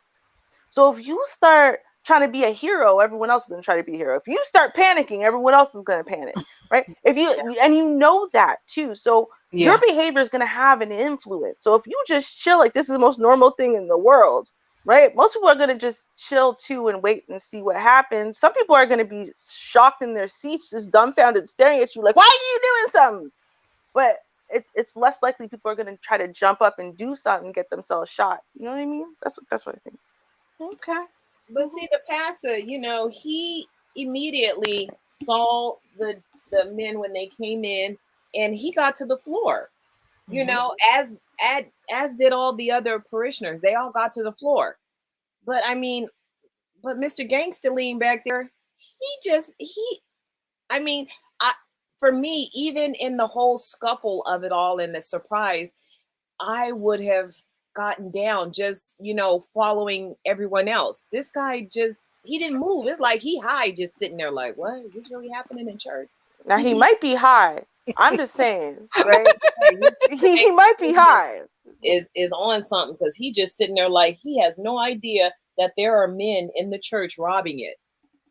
Like he's not even seeing it. This is not something that happens. This is not part of the church, you know, entertainment. This didn't just happen last week. This should be something like, oh my, what? They got guns for real? You know, he's just sitting there. Let me see though. Okay, 30 seconds before everyone else jumped on the floor, right? Do we have video of what he was doing? Because here's the thing. You know when, okay, first of all, you're high, right? This is, I want to add that in. You had a little MJ, right? And your brain is moving a lot slower than everyone else's, right? And now you're hiding your phone. You in church. You are. You're pretending you're reading your Bible, but really you're playing Candy Crush on your phone, right? And then you hear the commotion, and at first you think it's like it's your turn to say hallelujah or something, right? You're not really paying attention. Then you catch from the corner of your eye something weird's happening. There. I just kind of saw like the side. He wasn't even moving. He was just sitting there. Pastor got to the floor, and Mr. Gangster Lean is just sitting over there, just not doing nothing. Yeah. See, listen, by the time his high self realized there's a situation going on, right? Like, it was already too late. He might as well just chill, because he's still not sure exactly what's happening. Like, yo, are people in the spirit? Or, like, something bad? Who is this guy? Yo, did Bishop change? Right? Like, yo, he's asking himself all kinds of high questions right there. Right? All kinds of high questions. He hasn't figured out life yet, okay? You gotta give his brain a second to catch up. Right? Watch. Yo, see, he doesn't even know what's happening. He's just like, all right. And then by the time it clicks in, he's like, damn, you know what? Guys, I'm gonna be a statue. If I'm a statue, the robber can't see me. And then he stopped moving. Look, he ain't blinking. He ain't nothing. He doesn't let no muscle twitch even. Every time they look at that man, he's in the exact same position. Right? If they go back right now, that man's gonna be in the same position. You feel me? Yo, he's not even comfortable. He's playing statue because he's high, right? His high brain thinks that, well, robbers can't see you if you stay perfectly still, right? You know, like when kids, that's what kids think, right? Like if I cover my eyes, you can't see me either, right? Like I just think sometimes we have to realize, right? Just, yo, your brain does move a little. So look, watch him. Look, that man, he ain't comfortable, okay? When you're comfortable, you move. Look, he didn't move his eyes, nothing. His eyes didn't follow the man. He just stayed there like he was playing statue. Unless that is a still shot and they just edited wrong or something, and it's just a whole big Photoshop conspiracy. That man was trying to stay very still. Very, very, very still. Like I don't know. That is a little bit. Don't y'all think that's weird? How did he stay that still in that exact position for that long? Every time he's still in the same position. Why? He's still in the same position. That's what happened. Yeah, that gangsterling. He was chilling. He was relaxed. He's like, yeah, I feel it. I don't think he's relaxed though. That didn't look very relaxed. And when you're relaxed, you're cool to look around. You're good to move. You scratch your head. Yo, he didn't move one muscle, Char. Not one. Come on. Yeah, just his eyes. That was it. His body did not move. Right? Not at I'm all. saying that's what a scared high person. See, as soon as Vonda said hi, I said, you know what? That's true. He probably is high, right? Or he's still drunk from last night, because we all know most Christians still partying Saturday night, right? So I mean, right, he had to be there Sunday morning. He didn't want to, Right, because someone who's in on it, the person who's in on it is the person who hit the ground first. You know why? Because they're sitting there watching the door, waiting for it to happen. So when their buddy walks in, they go, oh, robbery time. They hit the floor before everyone else processes what's going on. You see what I'm saying? They're not the last one still sitting in the chair going, all right, cool. I'll just sit here, right? Like they're joining in with the crowd. This idiot didn't know enough to join in with the crowd. Come on, he's not part of the team. Yeah, he didn't join in with the crowd at all. I mean, he actually sat there and looked bored. Right. There's a whole full-on robbery going. All of the parishioners are hitting the ground. Kids are on the ground, and they're crying. Like, yeah, babies are crying. Right. Women are whining, and oh my God, and this dude is not moving. He's just sitting there, like, oh, is this what we're doing? Mm-hmm. Yeah. Right. Chilling. That's what I'm saying. Like, listen, it's one thing to say, okay, listen, he should have looked more concerned. But, if you say he's high, that explains a lot of things. Or when you're hungover. You know how many things I have not cared about at all when I was hungover that I really should have cared about in the moment, but it's just like, you just can't be bothered, right? So I'm like, that's what I'm feeling from this guy. I don't feel not even an iota of guilt. I don't think he's guilty. I don't think he's part of it or whatever. I just think, maybe he was high. Maybe he's blind. Maybe he's a little bit delayed in his common sense and logic, because it really does seem like he's trying to play museum. I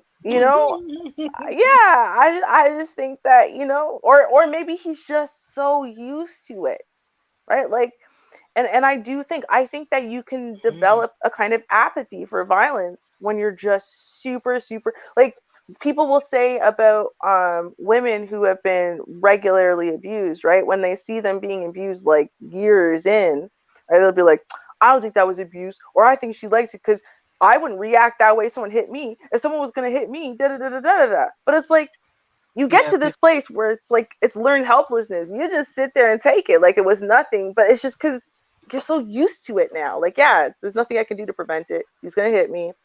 If I cry, it's gonna make it worse. Or I'll just whatever. Right? Like I feel like it's kind of the same thing. He just seems so resigned. Like, all right, I'll sit here and I guess if he's gonna shoot me, he's gonna shoot me. But I'm good. he definitely was good. He said, I ain't moving. I'm just Yeah, chilling. he didn't move. He didn't fumble. He didn't fold. Mm-hmm. He didn't slouch. Yeah. He didn't do anything. He did absolutely nothing. He didn't even scratch. Just nothing. He just had his gangster lean and was there. That's it. The gangster lean. Listen, it wasn't a gangster lean. He's just trying to keep his Bible in place. Okay, allow him. Poor guy. But I will say that everybody in that congregation, they know who the thieves were. They know the men. The people who came into that church are not individuals who are unfamiliar with what's going on inside of that building. They know whose church it is. They know the type of opulence that this man comes in there with. He knows that there's no type of protection. Right. And you know what? There's a lot of wealth in there. And you know what? I want it and I'm gonna take it and no one's gonna stop me. You know, because I mean, nobody goes to church packing usually. You know, you don't really hear about that. You know, it's supposed to be a peaceful place where all people, you know, sinners and saints can go and sit together, you know, and not have an issue. The doors are open. Right, for everybody. Come one, come all. The doors are open. Yeah, those people, there's somebody in there that's like, oh my God, is that Earl? They know who that is. They were young. That's little Jimmy and Earl. I can't believe the fools came up in here and did that. So the yeah, little small frames. So they definitely were young. I'm like, they definitely know of some of them. Now, there was a article where there was a short interview with the pastor, and what is he? He's not a pastor. He's a bishop. And they said he said it was 3 or 4 men. And what I found interesting, because all that is important to me. Whatever you say, you have to say it correctly, or else you leave it up for interpretation. If you're interviewed and you tell the people, oh, it was 3 or 4 men, that's telling me you don't know. It's either 3 or it's 4. But Buddy over there with the gangster lean, he's seen it all. He should be able to count if it was 3 or 4. So you should have an accurate count, if you ask me. Now, what was taken, which is the big thing what everyone is talking about, and it is interesting, it's supposed to be $1 million worth of jewelry. And you may ask, why you wear $1 million worth of jewelry? Well, when it comes to you not earning the money, you really don't care. That's how, like I said, 99% of these folks that have the flash and everything, they ain't got no money. This money stolen, something happened. And let me just read some of these amounts to you. So the Rolex watch and the Cavalier watch, those both were $75,000 each. Oh, wow. So how did you get that? Did you go in and say, hey, I'd like to open up a line of credit? Well, sure. Let's see. Fill out everything right here, paperwork, social security number, and we'll run a credit check and get your line of credit if you're approved. Oh, sorry, you can't get it. Your credit score is 0 because you've been doing time and you've been having a lot of fraudulent activity. I'm sorry, sir. We can't give you any credit. So I go back to asking the question, how did you get these watches? Where you get the money from? Because you did not finance, so you had to pay it out straight. Even if you were to finance it, that was at least maybe $2,000 a month to maybe $5,000 a month. Oh, God. Again, where you get that money from? How you making those payments? So something's not right, but let me continue reading what was supposedly stolen. All right. You have a ruby and diamond ring that was $25,000. Another diamond ring that must be hers that was $25,000. Also, a pair of earrings, more than likely hers, $25,000. There was a diamond and emerald cross, $20,000. A Episcopal ring, $20,000. Another cross, and what is that one? That was 20,000, and then a gold cross, $10,000. So that totals $1,060,000. Okay, so let's say he got it like that. Where? These people are not donating that. These people probably just now getting back to work since the pandemic. Where you get this from, sir? Something going on. You into something. That's why another reason why you know or have an idea of who these folks are. They may be coming to get their payment back or something. I don't know. But something shady going on here.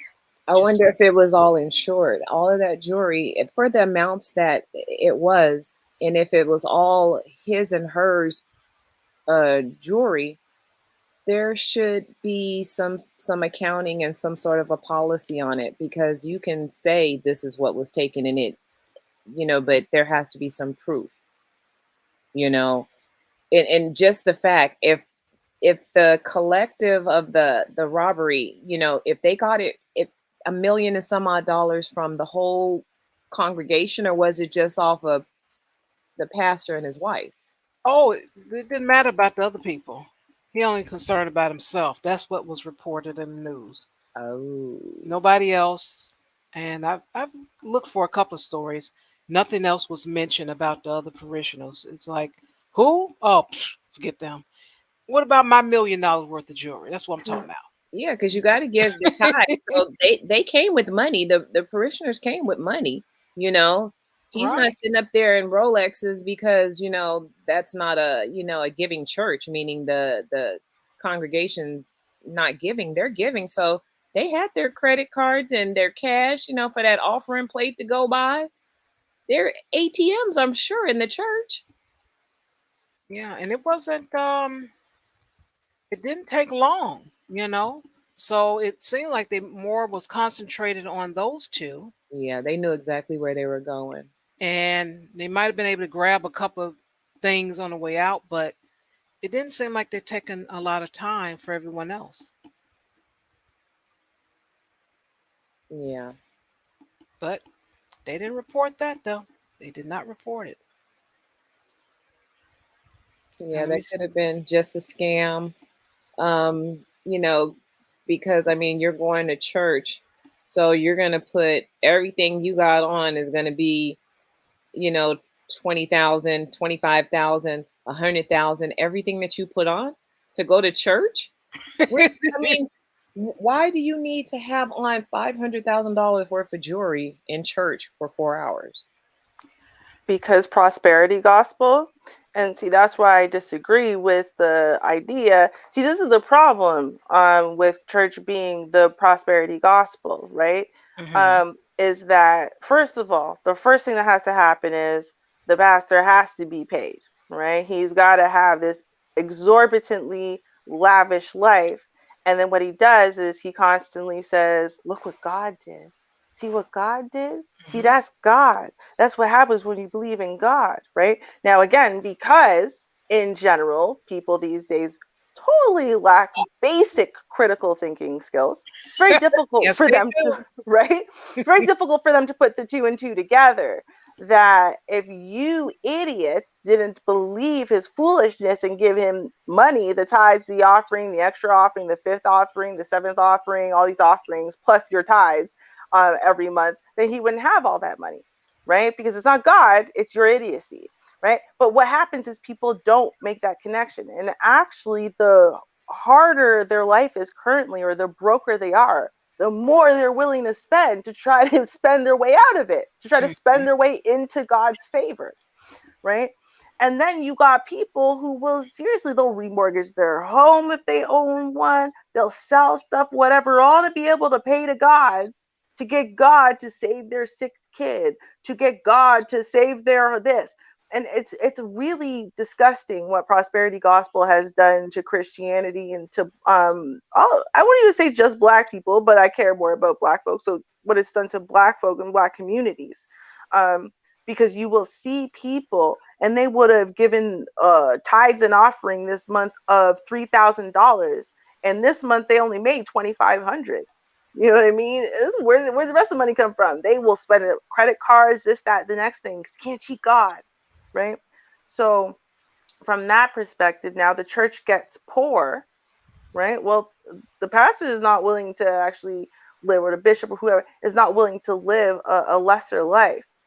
Right. And so if anyone is in on this, it would be the bishop, whatever, right? Running the scam so you could claim it on insurance, right? And get the money back for the things that you were quote unquote robbed from. And insurance will give you that money. And then on top of that, you're going to sell your hot stuff to the people who robbed you for it, right?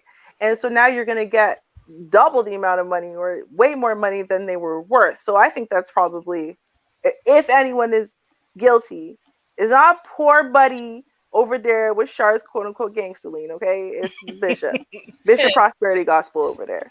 That's what it is. Right. Is he gonna get a cut? The gangsterline guy, is he gonna get a cut? No, because his poor fool self, right? He's young and idealistic and believes that God will, right? Just like all the other idiots that are there, which is why they're there, right? It's like they believe. They probably don't think this man even is lying about nothing. Because whenever you put two and two together, that this type of scam is happening, you leave, right?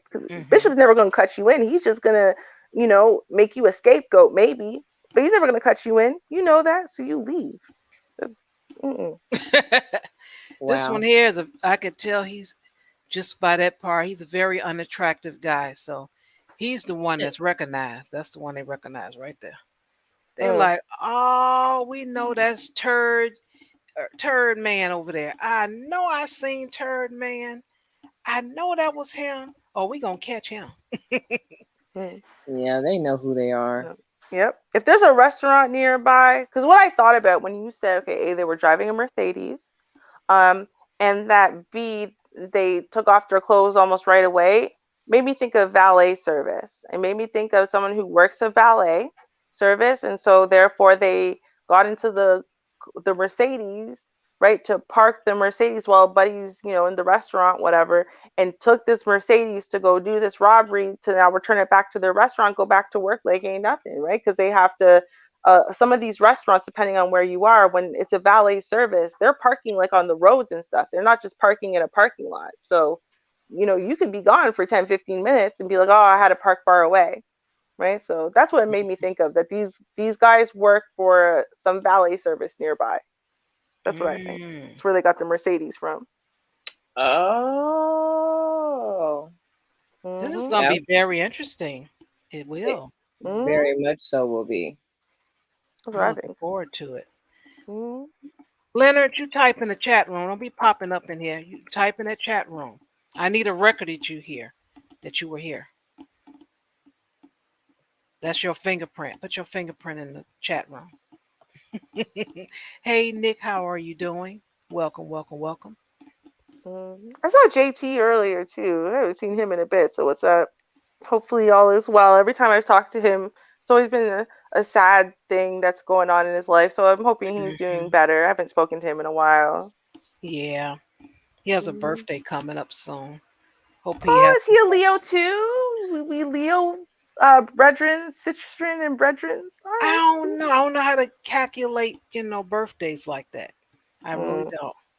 You have to tell me if it's June 6th through I think the 15th. I know that is Gemini. Before and after, I couldn't tell you. I don't know what the cutoff is. I think it goes from the 22nd to the 21st, I think. Oh, okay. Yeah. I'm pretty sure because like my best friend, for example, is born July 15th, right? And she's still in Cancer, right? And then I'm August 2nd, but I'm a Leo. And I'm pretty sure it's either like the 22nd to the 21st or the 23rd to the 22nd. It's around there though. Oh, okay. Oh, Leonard R. I remember that name. I don't remember from where, but I do remember that name. Yeah, he started coming over here and he like, I want to say something. And let me say here. And then that this here. And then that this here. No, I'm telling you, because it was like this. And I did Oh, like Leonard. that. Right. There you What's go. up? Yes, I remember him.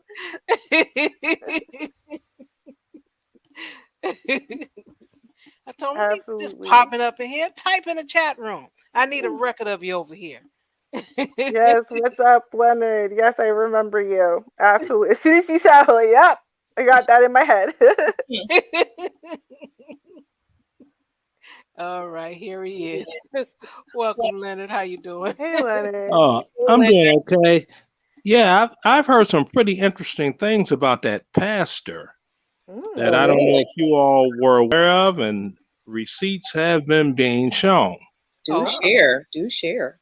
Okay, he did 5 years in Sing Sing for real estate fraud. Okay.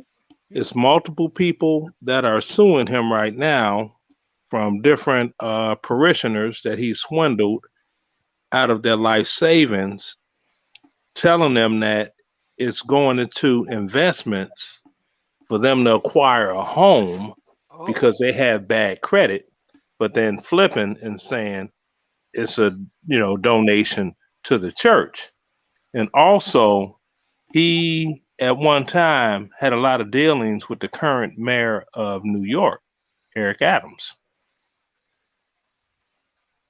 Okay. Yeah.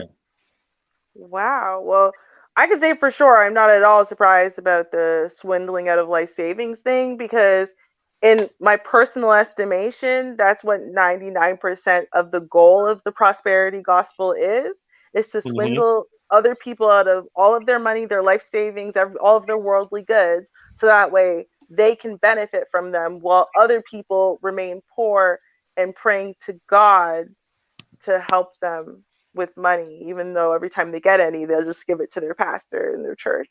So yeah, I had a funny situation. You had one of those groups of people, and talking about getting donations for something or another that they were doing, and I'm like, okay, whatever. And the guy comes up, with his standardized Southern Baptist preacher doing his best thing. What's going on, brother? How you doing? I see you driving a nice car.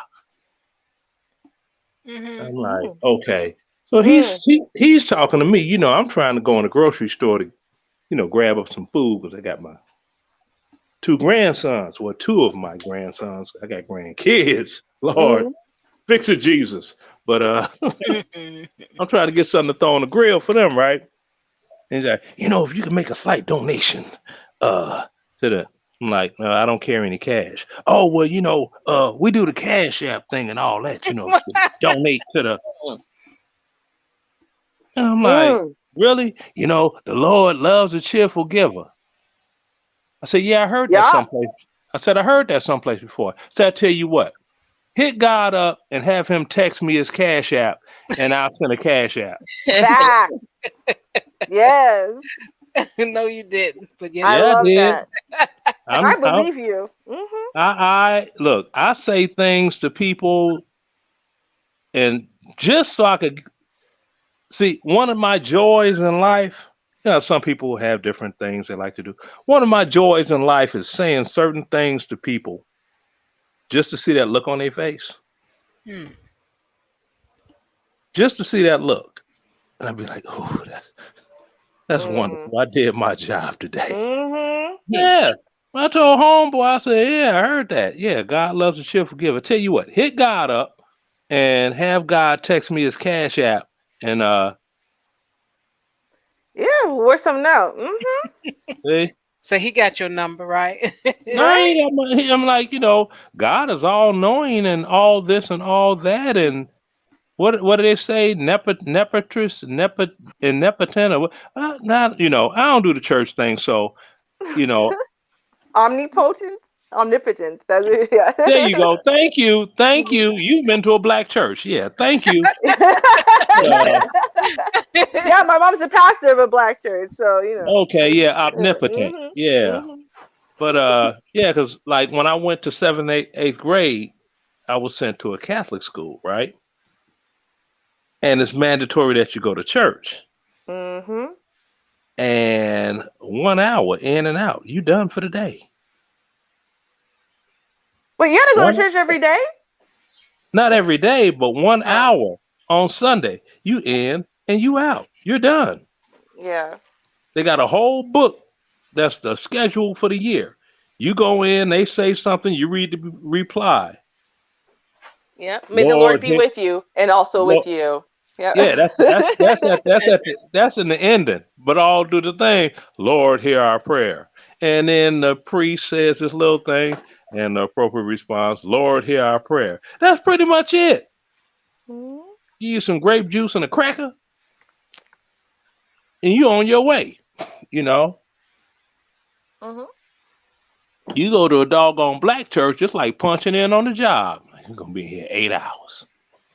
Mhm. And I don't know why the preachers act like everybody deaf. You didn't hear me though.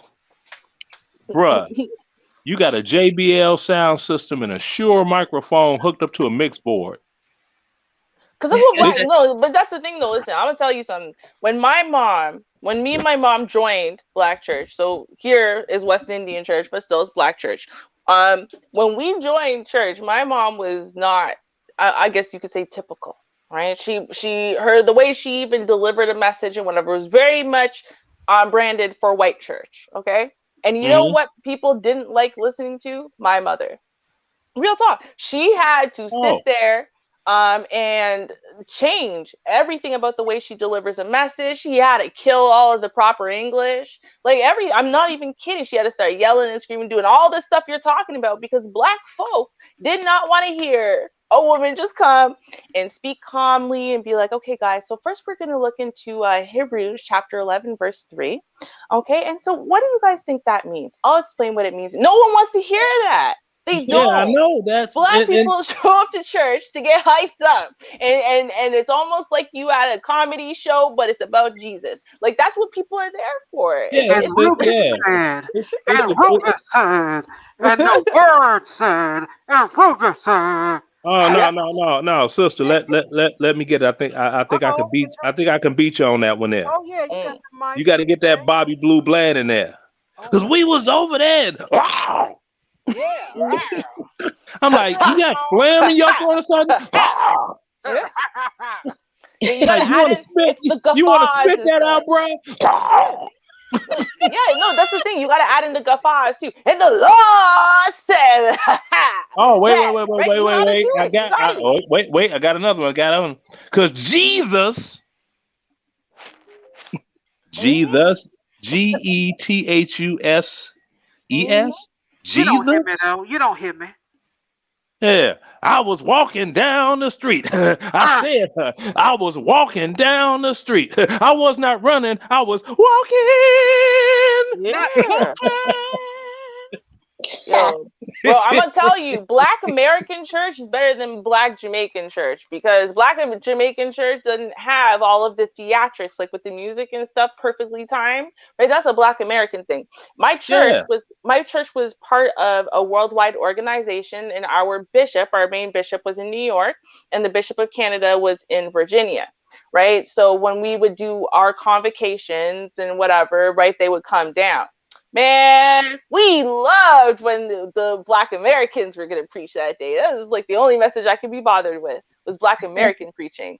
No, seriously, everyone, because I could never stand preaching. I still can't stand it to this day. I find it very boring. I don't care for it. Yeah. But Black Americans, it's a whole show. It's like they're I have a theory outside of saying the Black church is like the BET Biblical Award show. But I have a theory. Mm-hmm. Now, if you go back to the days of slavery, when slaves were finally allowed to do their worship thing on Sunday, right? Mm-hmm. Somebody came up with the bright idea when they noticed that they were not being interrupted by the plantation owners until they were actually done. So it's like, well, the longer we stay out here, it'll be too late to go in the field. And then they like the way we dance and stuff and entertainment of it all. And, and it's just like when you said, I got to go to the Black American church. That's real entertaining. I think that style of church derived from slavery. That would make sense, if they would, want the church to last longer because they did, get that break from the fields because of church, Right. I mean, of course, the Bible is how they got, Black people to stay in slavery, Yeah. So, I mean, yeah, we're going to give you the day off, and that was like a blessing. Like, oh, okay, Yeah. thank you. It was like, And thank be you there, for giving me this be day there off. from 10 a.m. to 6 p.m. Well, it's too late to go in the fields now and do anything. Yeah. But that would make sense why church is all day at the Black church. You don't hear You know me, though. what though? No, you know why? Because Black American church is shorter than Black Jamaican church. It is. It's actually shorter. Swear to God, it's shorter and it's less days. And because I mean, like literally, we were going to church Monday, Wednesday. So Monday was praise and worship. Wednesday was testimony. Friday was youth night. Sunday you have Sunday school starts at 10 a.m. Night service ends around 2 a.m. And so you were there from about 10 a.m. to about 2 a.m. And then all the other services during the week start at 7:30, and you were there until about 2 a.m. Right? So basically, I spent more time at church every week than I did at school. Yeah, well, that's the first how thing. that's how the Pentecostal people do. Oh, see, we apostolic. Here's the thing, though. When Americans came to our church, man, they could not handle it. They were like, "Yo, y'all ain't done yet. Like, we're long, but we're not this long." Like, they think it's like, "Yo, but this is only day service. The only day service, it's 6 o'clock. Y'all haven't even ended yet." I know. And night service starts at 7:30. We're only going to have like 45 minutes to eat. Right? Like, they cannot handle our church. Here's what I think. Because I've been to a lot of different churches, like my sister, a lot of my family are Catholic. So, you got your 1 hour church over there. Then I got family members that go to like 2 hour long services, more like the Baptist, white Baptists and whatever. And then you get like Black church. And what I noticed is there's a very big difference, two very big differences. Number one is music. We love ourselves a good 45-minute long song. The song itself is only 5 minutes, but we can sing it for 45 minutes, right? And we get to dance, we get to praise, we get to this and that and da-da-da. We get to sing it over and over and over and over and over and over again till the words don't even make sense, right? We like that. We really do. And we can do 100 of those in a service. Problem one. Problem two, for some reason, right, you're not only hearing one message that day. You got to hear the pastor at the end or some of the preacher to give the main message. But you get about 5 or 6 different messages throughout the day too. It's not just one message. We have to hear from 5 or 6 separate people who each are given 10 minutes and then preach for 45 minutes to an hour, right? Because we need to give multiple people their time to shine on any given service day. That's problem number 2. Problem number 3 is the preacher feels like no matter how long any other thing was, their message has to be twice as long as anything else that you heard that day because it's the main message. Therefore, it should be as longest thing that you hear that day. So if y'all sang songs for a total of 2 hours, well, they got to preach for 4. You see what I'm saying? So I feel like there's a little bit of competition and ego in there as well. And then you put it all together, and before you know it, we are literally there for an entire 24 hours and no one noticed, like except for the kids. And no one knows. The kids know. No one knows what happened. Everybody knows. They just want to leave now. I mean, it's like it gets to the point it's redundant. The redundancy of it all, and that's like Black American church. All the songs are 124 beats per minute. And nobody gets the Holy Ghost until the drummer is batting away and the keyboard is going and it, it's like, say, like if I get that feeling lonely, need a woman attention. Okay. Dun, dun, dun, dun. I go get me a shave. Dun, dun, dun, dun, dun. Put on one of my John Gotti suits. Dun, dun, dun, dun, dun. Have me some nice cologne. Dun, dun, dun, dun, dun. And go to the church nearby the street. As soon as I go in there, I'm a new face. The first one that's going to come up to me and ask me 65 questions is Sister Sarah B. Abernathy. Now, after she's got my whole story, she's going to go talk to all the rest of the single women in there that's praying for God to send them a man. Oh, he's nice, clean man. He said he used to be in the military. Now he ain't in the military no more. He retired, and he's single too. All his chillins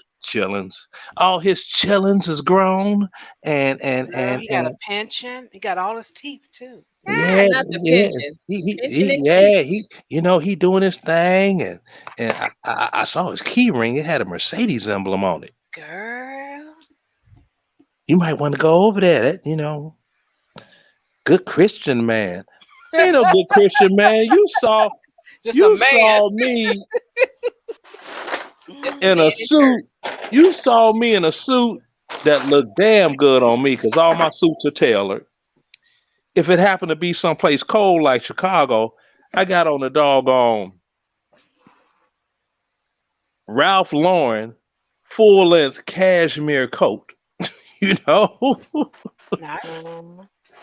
The little jewelry, Raymond Wild watch, and they're like, "Ooh, what kind of watch is that?" It's like, yeah, something that like New York stockbrokers wear. This is not a Rolex. I'm not a hood dude. I come from that. Okay, not my style.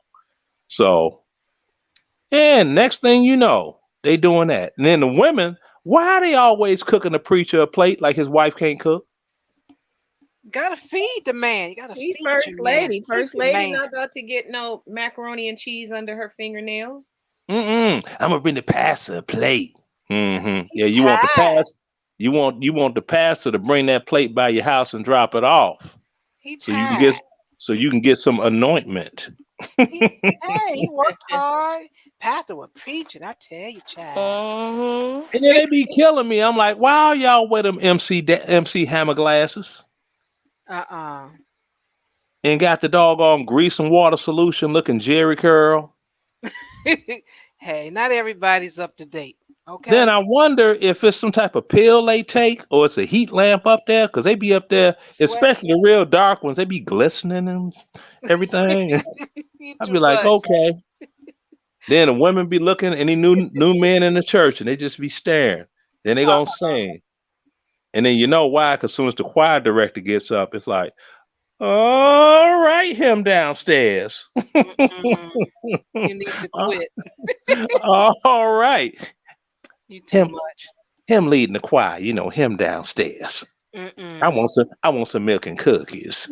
I know where you're going with that. But on that note, we out of here, everyone. You guys have a safe weekend, please. Don't forget the kids. You gotta get their clothes and all that stuff. Don't be spending the money up. And, no, I'm gonna be busy with that now. My two grandsons, because my oldest daughter retired from the military, and now she's moving to Alabama. She and her husband, their house is not going to be ready to the end of the end of September. So I've got my two of the grandsons here, and she's got the teenager. I'm like, yeah, it's good. I'm not going to be dealing with no teenage girl. All right. No, take not care, me. everybody. Peace. All right. Had a wonderful time with you all. Thank you, family. Okay.